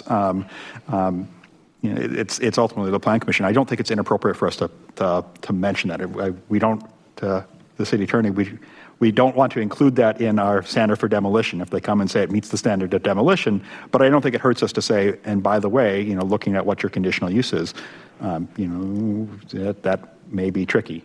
And I think that comes back to some demolition permits for historic context, and I think this is more going to be in sort of where we're looking at district and context and fabric, and less about individual structures, right? Where we may want to say, where we may have, where we may be concerned, and maybe this doesn't apply because if it's a local district, it doesn't. I guess I've just talked myself out of it, because I was going to say, where it matters for the district is if we take this building out, it does affect the rest of the district, but I guess we already have protections there. So if in the other cases where we're tearing something down on West Wash, where there isn't a district, it does. And we do have standards to say, this contributes to the vernacular of what's happening around it, but we don't have actual protections there. So I will jump in and add that we do, based on our current recommendations, give C to anything that's contributing to a National Register Historic District, which we don't have any say over if it's not also a local landmark. So that is something to consider. There have been a lot of demolitions in the Hill Farms, or proposals for demolitions in the Hill Farms Historic District that are on the outside of it, but are also the commercial portion of Hill Farms. And maybe that's something we can add, but Hill Farms was developed to be both a residential and a commercial area for people to live in. And so the loss of those historic commercial buildings do impact the historic district. I understand building up density there, but that is something that we do occasionally recommend, but they are National Register Historic Districts that are, those of you who don't know what the National Register is, it's largely honorific and it doesn't have any real protection over it. But you can get tax credits if you're interested. yeah, I guess I'm just kind of thinking about like that B recommendation, right? It's like, no, it's not, it it has historic value because of the architectural style, but it's not yet kind of raising to, it's kind of in the middle. Like if we keep losing these, we're going to regret it. But, and so I don't know, I don't want to put too many brakes on things, but I think that, and I think for the historic districts, we already have it. So I've talked myself out of my second half there. But I think it is probably appropriate for us as a commission to potentially be willing to give comments on conditional uses, even if they're not directly before us. Just if we have that information, we might want to give a heads up. Okay, so I'm going to say I want to wrap this up pretty soon because I was trying to mentally divide our time to give adequate time to our next item on our agenda. On the other hand, I don't want to totally cut this off. So if people have something else that they feel is important, like Alder Heck does, go ahead, please. Always important. Yeah. Just maybe everybody does this on Plan Commission, but I'd always recommend reading the staff report from Landmarks, not just looking at the recommendation, because that can often give us some clues. And then one question, probably for Kate, perhaps. What are the repercussions of a board, committee, or commission not following its policy manual? What if Landmarks on the fly said D instead of ABC? It's fine. Okay. I was going to say, nice, we short, do sweet sometimes answer. not follow our policy. Like, we will be like, as I mentioned, A minuses exist, B pluses, which is Oh, right. Right, okay. So, okay, I'm going to say this. This is what I have gotten out of our discussion. I mean, I have learned several things, but in terms of actions or suggestions or whatever, one is the awareness of sending back to Landmarks for advisory recommendations to the Plan Commission. I thought that was a really good question by Commissioner Shepard, and I appreciated your response there. So I think that that's simply an awareness on the part of Plan Commissioners that that is an option that we probably would have benefited from on some of those buildings that we said yes to, that we might have gotten some other good information for. So that's one thing. Then the second thing is asking for Kate to look at an ordinance change that would make it clear that looking at future use would be okay, except when there is a permitted use, that we would not then have the option to consider that if it's a permitted use. So if you could look at what we might be able to do with the ordinance to incorporate that. Is there anything else? Yes, Commissioner Cantrell. And I would also say, if the proposed development is consistent with our city plans, I mean, that was my point. I guess my frustration is, or all our frustration is that it ties our hands when you can't consider the future use. So Right. So anyway, that's. Yes, yeah, thank you for that clarification. I appreciate that. Anything else before we move on to our next agenda item? Yes. Question that could totally be tabled because it's not for demolition, but Landmarks was involved in a couple of months ago, where we had a owner that wanted to split his land parcel because he wanted to redevelop, and there was a Landmarks comment in there that it went to Landmarks. And one of the biggest things was the tree was a big discussion point because it was a very old tree that was next to the historic building. Is that something that we would consider as part of that discussion, or is it not because it's... Well, certainly consider what Landmarks has said. To my knowledge, we do not at present have any ability to mandate anything having to do with trees on individuals' property. Correct me if I'm wrong. Okay, so does that answer? Yeah, the question. Okay, thank you. Okay, then. Can I clarify? But landmarks does, right? I mean, if a tree were a witness tree or an important historical artifact. We'd have to landmarks change our would really ordinance in protect order to do doesn't that. it? Say, the only time that Landmarks Commission is involved with things like trees are where that type of vegetation is a part of the significance of the site. So Tenney Park and the Yahara River Parkway, those were designed landscapes, and so the landscape architecture is a part of the significance of the site. So when Parks is, mitigating, there's a bunch of dead trees, so when they were removing those trees and planting new trees, or they've changed the type of vegetation because climate conditions have made so that the original planned vegetation no longer works, Landmarks Commission does review that, but they review those are ephemeral resources, and so they're going to change and evolve. Trees are ephemeral resources, is that what you mean? Yes. Except when they're not, right? Except when I they're say 300 yes and years no, but- old and part of the character of a For neighborhood. that particular Longer site, lived than some buildings, a lot of buildings, yeah. Exactly. I say for the particular site in question, the landmark nomination does not call out the tree as being a significant part of the property. I think what you're saying, some cities do have what you're calling witness trees. They do have some protections.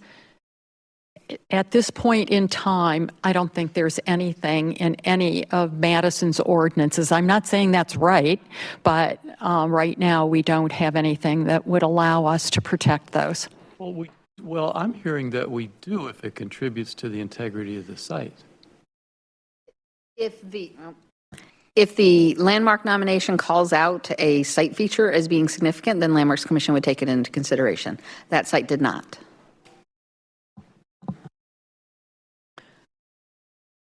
Okay. I think we're moving then to our next agenda item. Agenda item 3, Legistar 74892, downtown building heights and affordable housing. And this is, again, for discussion, and it's a concept that's been worked on by zoning and by some alders. And I want to say thank you for coming. I appreciate you. Yeah. Okay, so are you going to be taking this, or? Okay, you're going to take it? Okay, go ahead. Thank you, Chair Zellers. Okay, I will try to be succinct, but first I want to also acknowledge and thank Jim O'Keefe and Lynette Rhodes from Community Development for being here this evening, and they might have some good input to some of the questions as well. And then Katie and Bill have been involved in early discussions about this too, and so is Kate. But I thought you were walking out, so. All right, so for a few years now, at least, we've heard from policymakers, wouldn't it be great to have some sort of incentive system in our zoning code and our regulatory framework, some incentive system to promote more affordable housing? I think we all realize as staff and plan commissioners that the state statutes preclude us in Wisconsin from regulating rent levels, so requiring affordable housing. But what might we do on the carrot end or the incentive end to promote more affordable housing? We do have a small idea that we think could be the seed of something to start with here, and I think general interest from policymakers, including alders who represent downtown areas and the mayor as well. But I want to just present this as a concept and get some of your input and questions to see if this is something that we as staff and a few alders should continue working on. So as many of you know, our downtown area is unique in that we have absolute building heights established as part of the zoning code. So throughout the entire downtown from Park Street to Blair, it is blanketed with a maximum height map, which is shown here. Just an image of it is shown here in a small section blown up here on the right. The maximum stories range from, I think, 4 to Capitol View, which could be a sort of a dynamic height limit based on relationship with the Capitol height. This is the only part of our city where the maximum heights are established as part of the zoning code, and they're established in 2 different ways. First of all, the number of stories, like I mentioned on the map. Second, and sort of in an indirect way, the maximum heights are established by maximum floor-to-floor heights. So for the first floor of buildings, the maximum downtown height is 18, and for upper floors, floors 2 through 10, 12 above, the maximum floor-to-floor height is 14 feet. And so when you add that together, this example just shows that a 4-story building actually has a maximum absolute allowable height of 60 feet. Now, currently, the way that our code works is that any redevelopment or new development has to meet both of those standards. In other words, you can't do shorter floor-to-floor heights and just add more stories than what the downtown height map allows for. So there are sort of 2 overlapping height limits in the downtown. And I want to mention, many of you already know this, but there are some really different physical characteristics of, say, office buildings compared with apartment buildings, in that office floor-to-floor heights are usually far greater than the heights for residential stories, which means if there's a building that's predominantly residential, a 5-story building that's predominantly residential will likely be much shorter than a 5-story building that's predominantly office or clinic uses. Think of like the new Fish Hatchery Dean Clinic. It is probably a lot taller than a 5-story apartment building would be. So what we're thinking about doing with affordable housing is really trying to focus on that gap. What's the difference between the number of floors and that maximum allowable height? And can we work with that sort of gap in height to promote more affordability? The general concept would be that any development, perhaps with a contractual commitment with the city to provide a certain amount of income-restricted housing, could incorporate additional stories so long as they didn't exceed the absolute maximum height based on that floor-to-floor limitation in the downtown area. And so a couple just important things to note. Every development in downtown, due to state statute, would still need to adhere to the Capitol View height limit. We wouldn't be able to find a way to exceed that through a local ordinance change. Also, within our downtown area in the zoning code, we have certain view corridors to and from the Capitol and the lakes that incorporate required step backs for upper stories of buildings. This wouldn't seek to change those requirements either. The downtown step back map would remain. What we've learned in just a few discussions, both with internal staff and with a few external folks who invest in the city, are that really the way that this type of change could be most effective is for projects that are staying within the same construction class. So we see a lot of stick-built buildings in Wisconsin up to about the 5-story limit, and then anything much higher than that involves steel and concrete, like you see here to the right. So if we're moving from 3 stories to 4 or 4 to 5, it could stay in that stick-built construction class, which is a certain level of investment per square foot. Similarly, if a development is in the 8-story height limit range today, where steel and concrete would be the construction class, but all of a sudden has the ability to utilize 2 additional stories and stay in that construction class.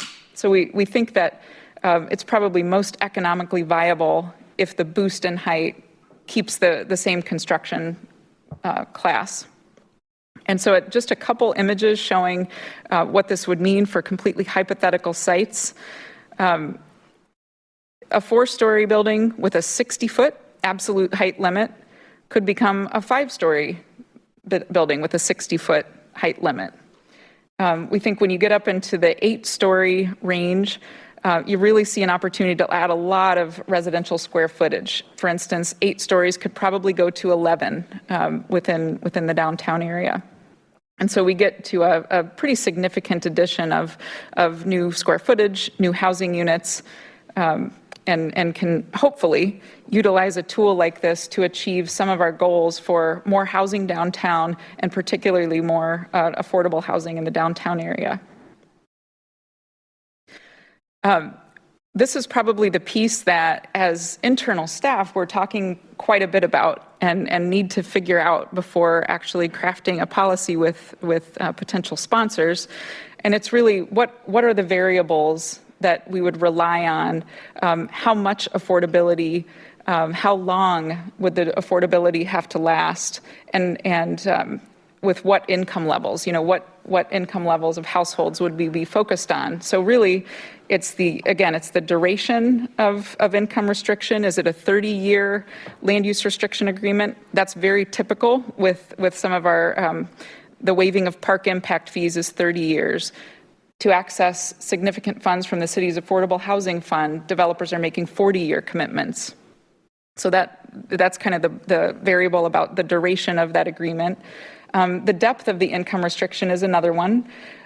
For buildings that include a lot of the city's affordable housing fund and WIDA tax credits, we see a real mix of income levels ranging from the 30% of the area median income up to 100% of the or market rate.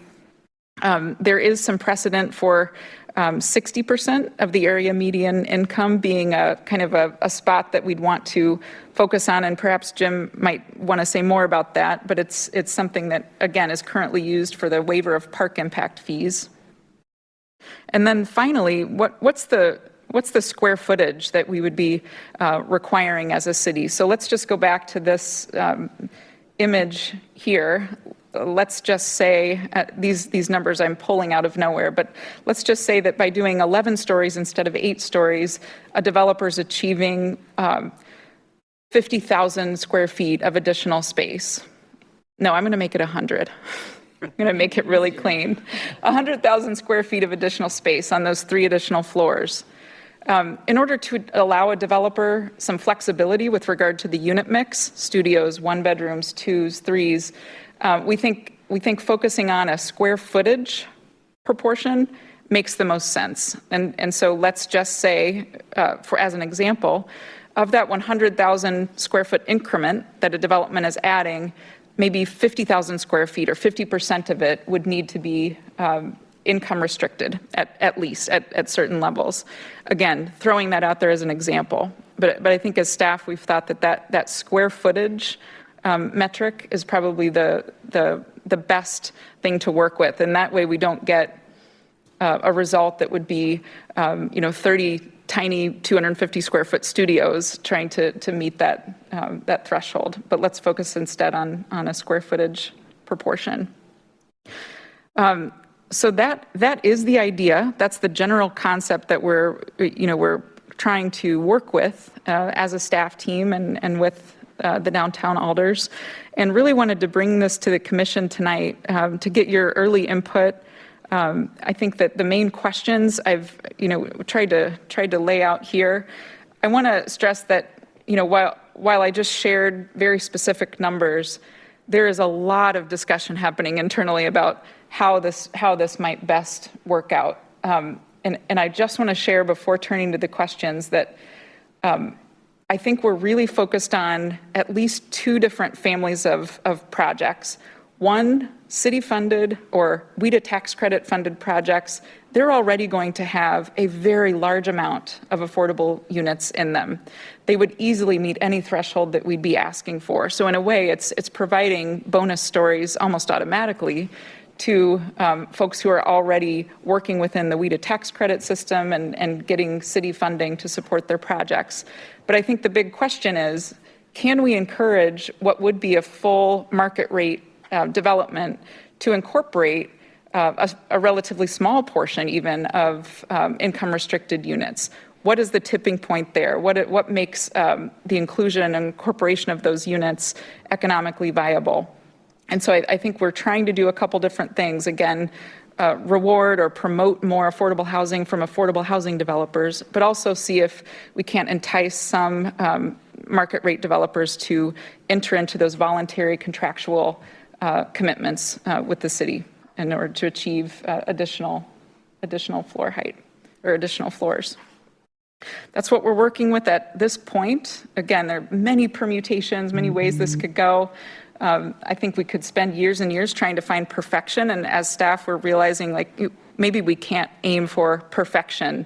Let's work towards something that we think can be effective.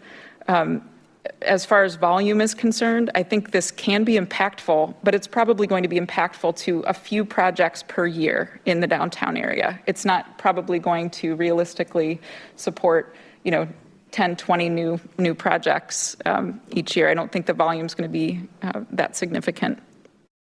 And it's something that we could certainly, if something gets crafted and adopted, we could certainly monitor it and make changes after a number of years, or even on an annual basis.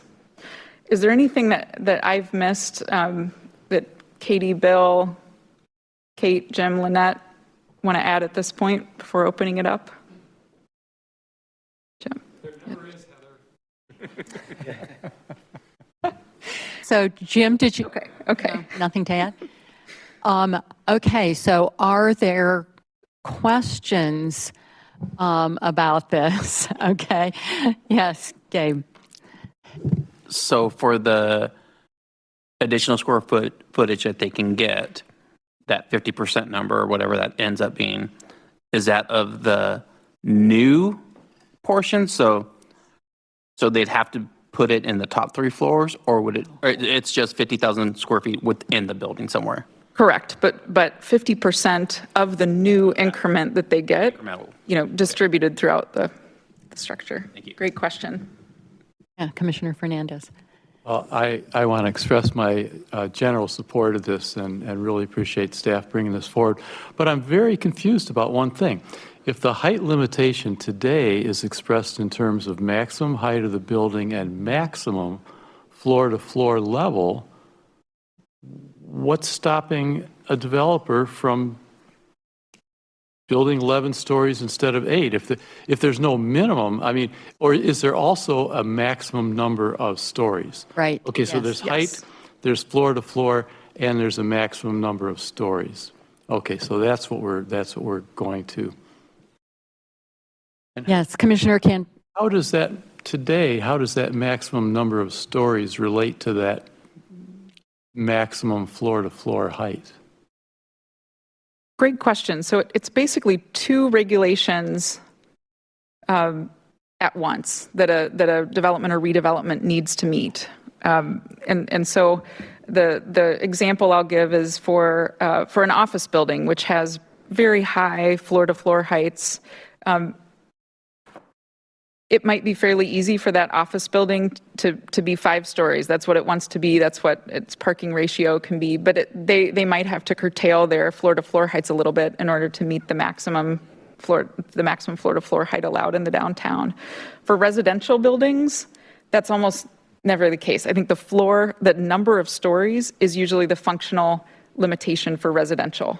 Reason being, the residential floor-to-floor heights are only 11 feet usually anyway. Okay, so that entire downtown district has, in addition to height and maximum, it also has a maximum number of stories. Yes, as shown here, this downtown height map sets the maximum number of stories throughout the downtown. Okay, all right, Which is the downtown and not other places. Yeah. that's what we would be giving exception to in some way. Commissioner Cantrell. Yeah, I think it's a great idea. 30 years seems appropriate, at least, I think. But I would move forward on this as quickly as you can. Yes.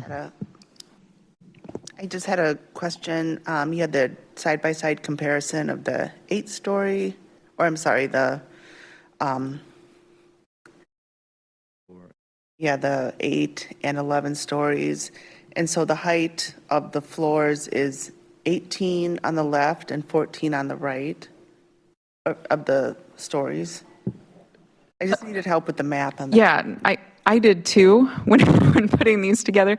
So what this represents on the left, the 8-story building, has an 18-foot first floor, very tall first floor, and then 14 feet for every single floor above. Okay. Those are the maximum heights for all of that establishes that absolute maximum of, in this case, 116 feet.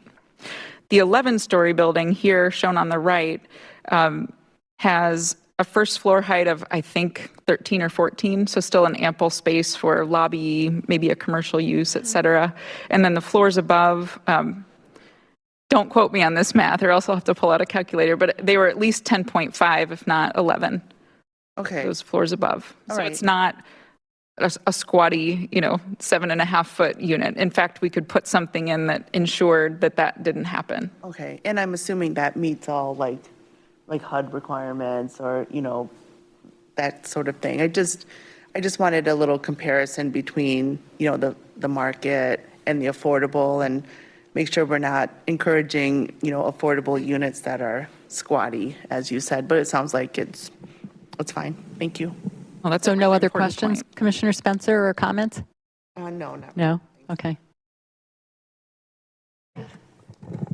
I love this. Thank you for bringing it to us and all your work on it.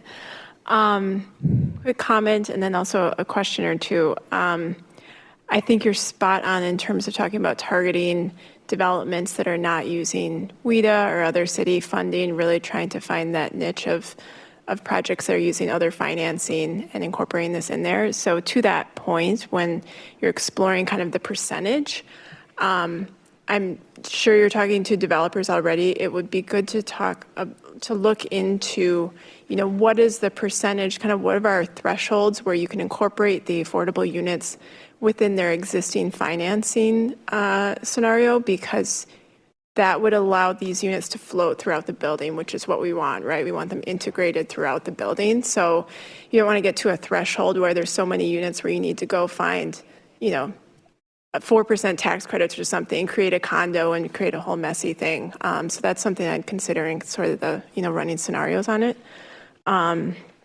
In terms of, I was kind of wondering how this could interact, because in the downtown plan, we also have bonus stories tied to design standards and things that we consider. Like, how does this interact with that, or how could it? Question. Yeah. Yeah, that's a great question. One I've heard recently too. I think here's an idea. I will say there's no answer to that question exactly yet, but let's say, I'm going to pull up the downtown height map. Oh, shoot. Oh, this one doesn't show the bonus areas. Okay.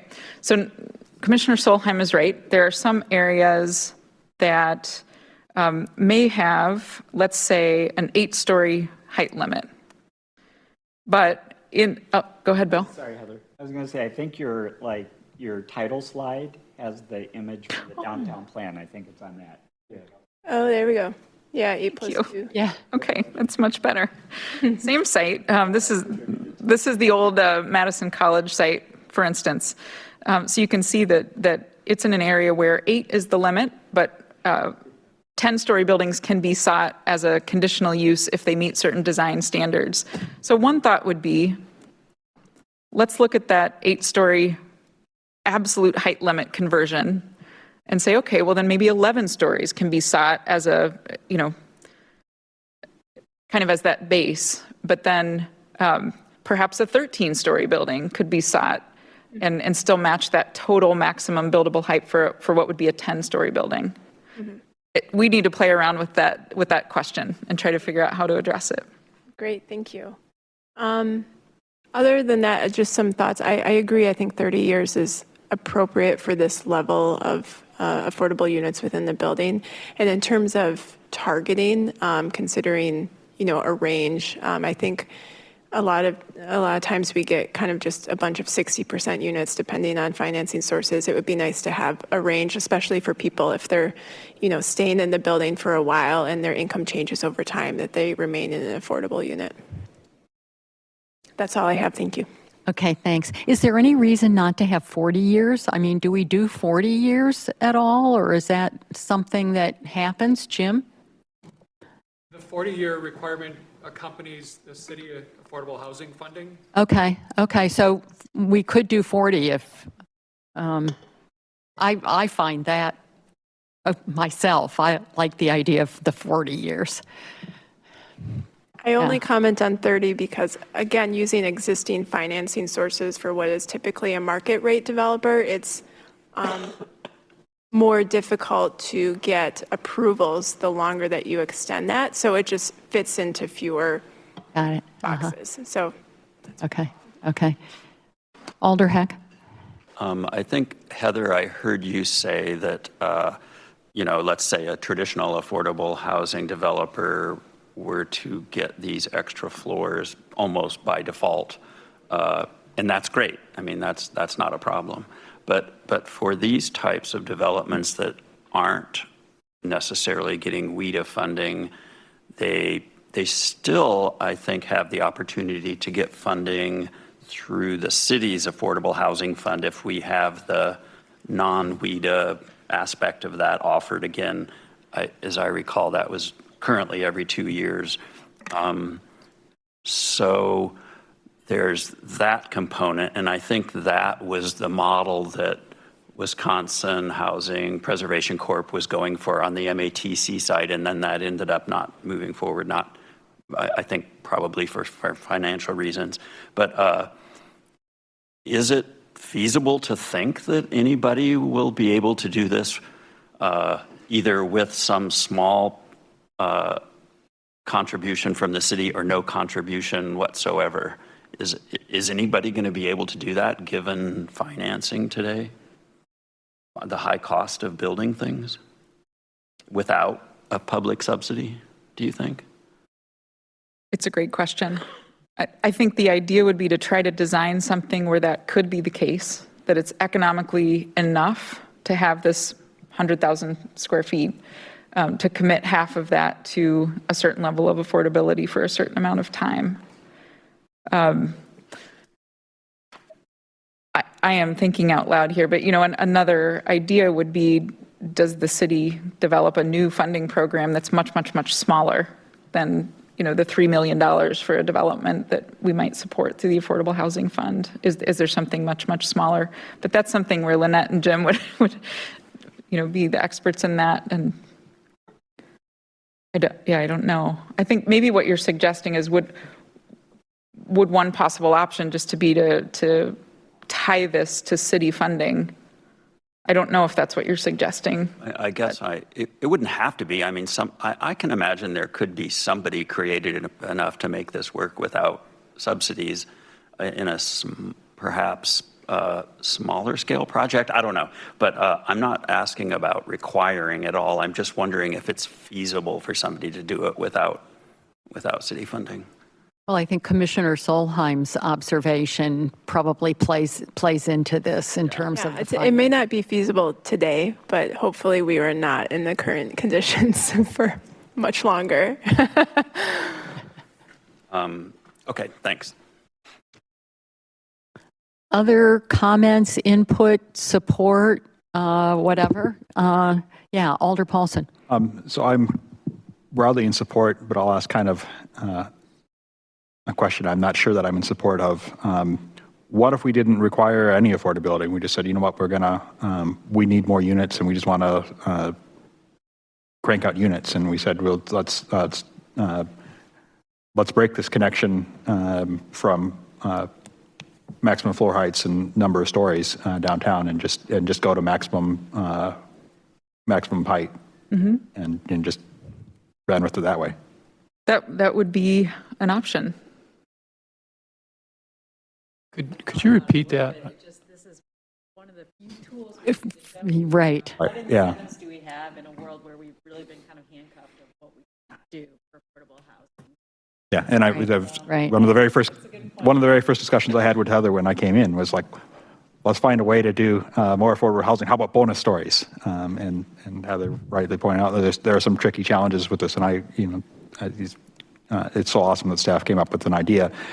I'm now kind of thinking, well, gosh, I just would like to see more housing in general, and maybe I'm willing to throw over the affordability just because of the way the financing works makes it basically impractical for anyone but WIDA programs to do it. Well, maybe, we just need the units. And so we just go ahead and we decouple it from the affordability. And we count on the fact that we're using WIDA and hopefully there's enough reduction in costs or better amortization of the fixed costs from the extra 3 stories, so that the cost for a WIDA program to build those extra 3 stories doesn't change that much from what happens there. And so they get the extra units, and actually just make the program more efficient and more effective. But we just decouple it from that just to increase units. So that's something I'm going to be interested in understanding more about. A quick, slight tangential response. We have had a record-setting year for downtown housing units approved. That doesn't mean they'll all get built due to the current financing interest rate situation, but in 2022 alone, there were 1,500 housing units in that Park and Blair area approved that all ran through the Plan Commission. That's the same general amount that was approved in the 5 years prior. So it's just it's probably an anomaly, but I just wanted to mention that we are seeing a very healthy interest in downtown housing as evidenced by the past year's approvals. Right, but saying on the same token, everyone wants to build downtown. If we have the opportunity to kick in 3 extra stories here, so whatever we'll call that, an extra, God, I'm going to try to do math in my head on the floor, I know, an extra 25% number of units in a building, that's pretty significant. Because I think a lot of those projects that want to be downtown, could we have gotten that from 1,500 to 1,700? Did that math wrong? I'm just going to comment on that as somebody who's been working on this. I would venture to say that other than the Core Spaces project, that's a student-focused project, none of those 1,500 units are affordable units, is my guess. Just the one on West Wilson that just came through again, the 4-story Oh, right. building. That's been approved. Okay. And that's a relatively modest one size-wise. Yep. So This year, I think that's it. I don't think it's I mean, of course, I thought of that right away, but I do think that we do need some leverage for affordable housing, and that it might be a positive to include that, but it's certainly something we'll have to talk about.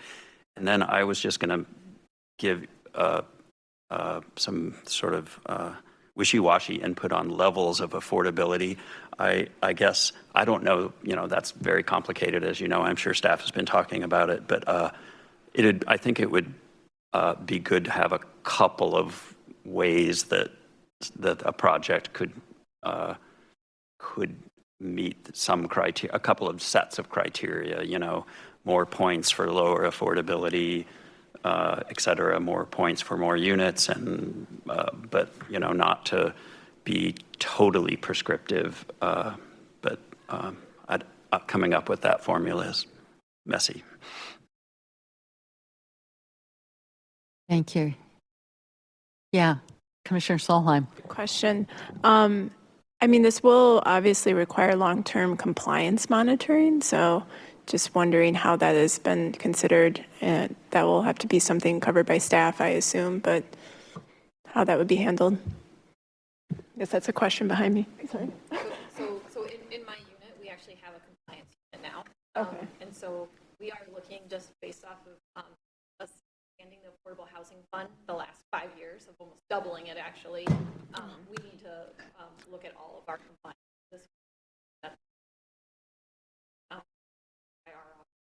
And then we would either do a simple like annual desk review with them, but we would. I think that's the most important part of this. We have a lot of developers that do affordable housing.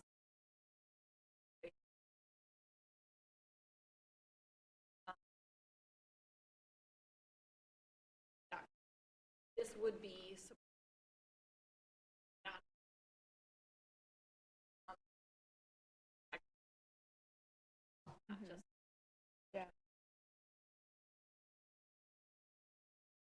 Yes, Commissioner Mendez. This is kind of for my education of ignorance. Does the city's affordable housing fund and WIDA, is it a one-time money for building, or is it an annual one that they have to meet? The one-time process. So we have a mortgage and then we have a land use restriction on the property. While we have that loan in place, and then for 40 years with their land use restriction, they are sending us annual compliance review information. So we're looking at the rent that they're charging, the income of the individuals that are going in those units. But it's one time that they get that money. We do not pay operating costs. Okay, so if they sold Just it, that you all do use that because this is being recorded and, whatever, and you're not gonna, yeah. so since it's tied to the land use, if they sold it, like a lot of them do right away, the next owner has to live up to that for the remaining period. Okay. Thank you for the questions, yeah. Other observations, questions, concerns?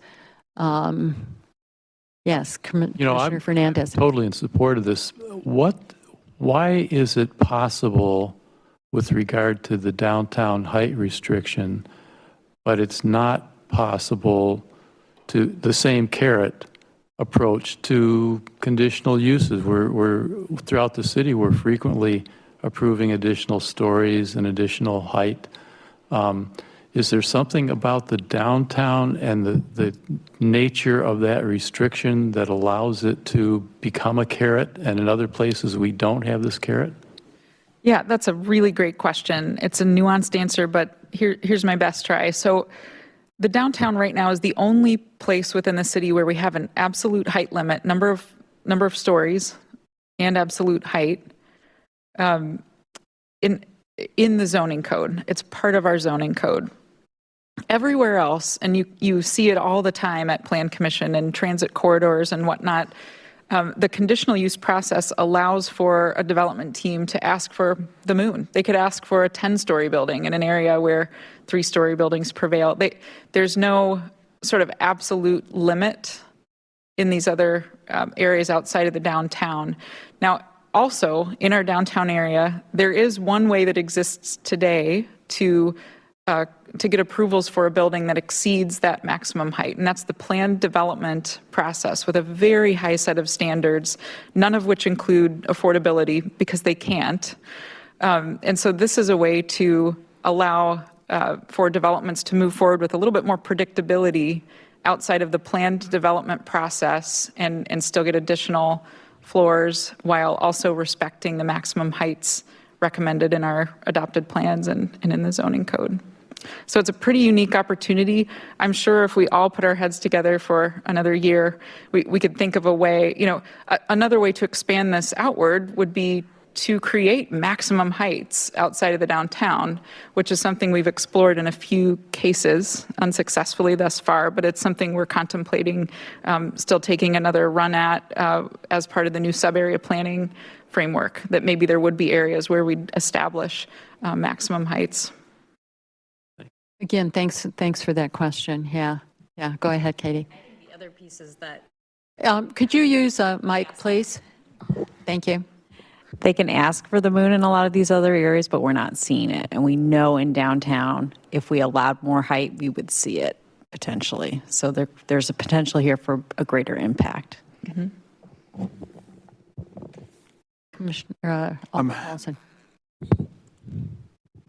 Just kind of continuing on the outside or downtown, maybe another idea is the plans right now do talk about stories. Did we ever talk about plans actually talking about height and instead of stories?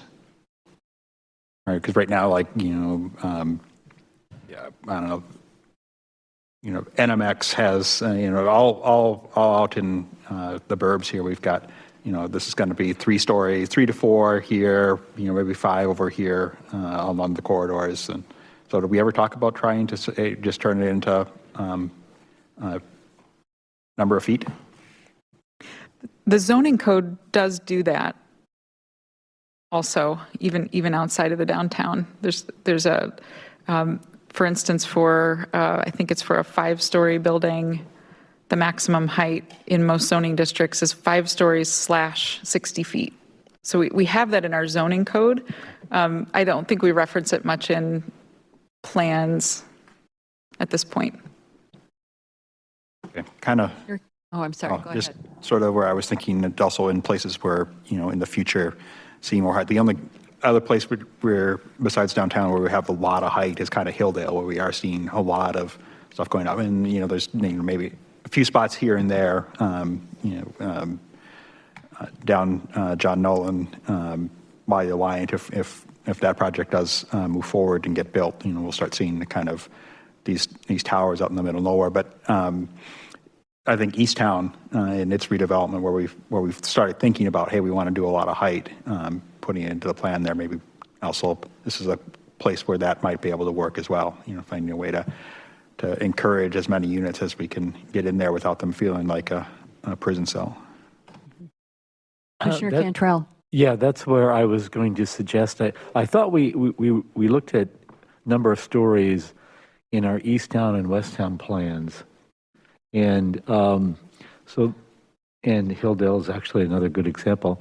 But those are the areas that we may see some tall 8-story residential buildings when the malls are redeveloped or in and around those areas. So that's something that we might want to look at as well. So.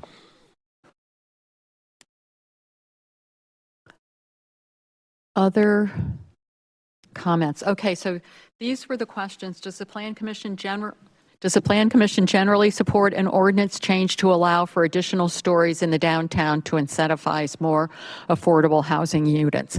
My general understanding is that the answer is yes, with one person saying maybe we should also consider the extra stories without the affordability. I only heard one person that was looking at going perhaps that direction. And then what questions, concerns do plan commissioners have and or what further analysis is needed? And I think that there are several areas where further analysis, and you had kind of indicated that. One area that Commissioner Solheim raised was where we currently have those bonus stories and how that would work.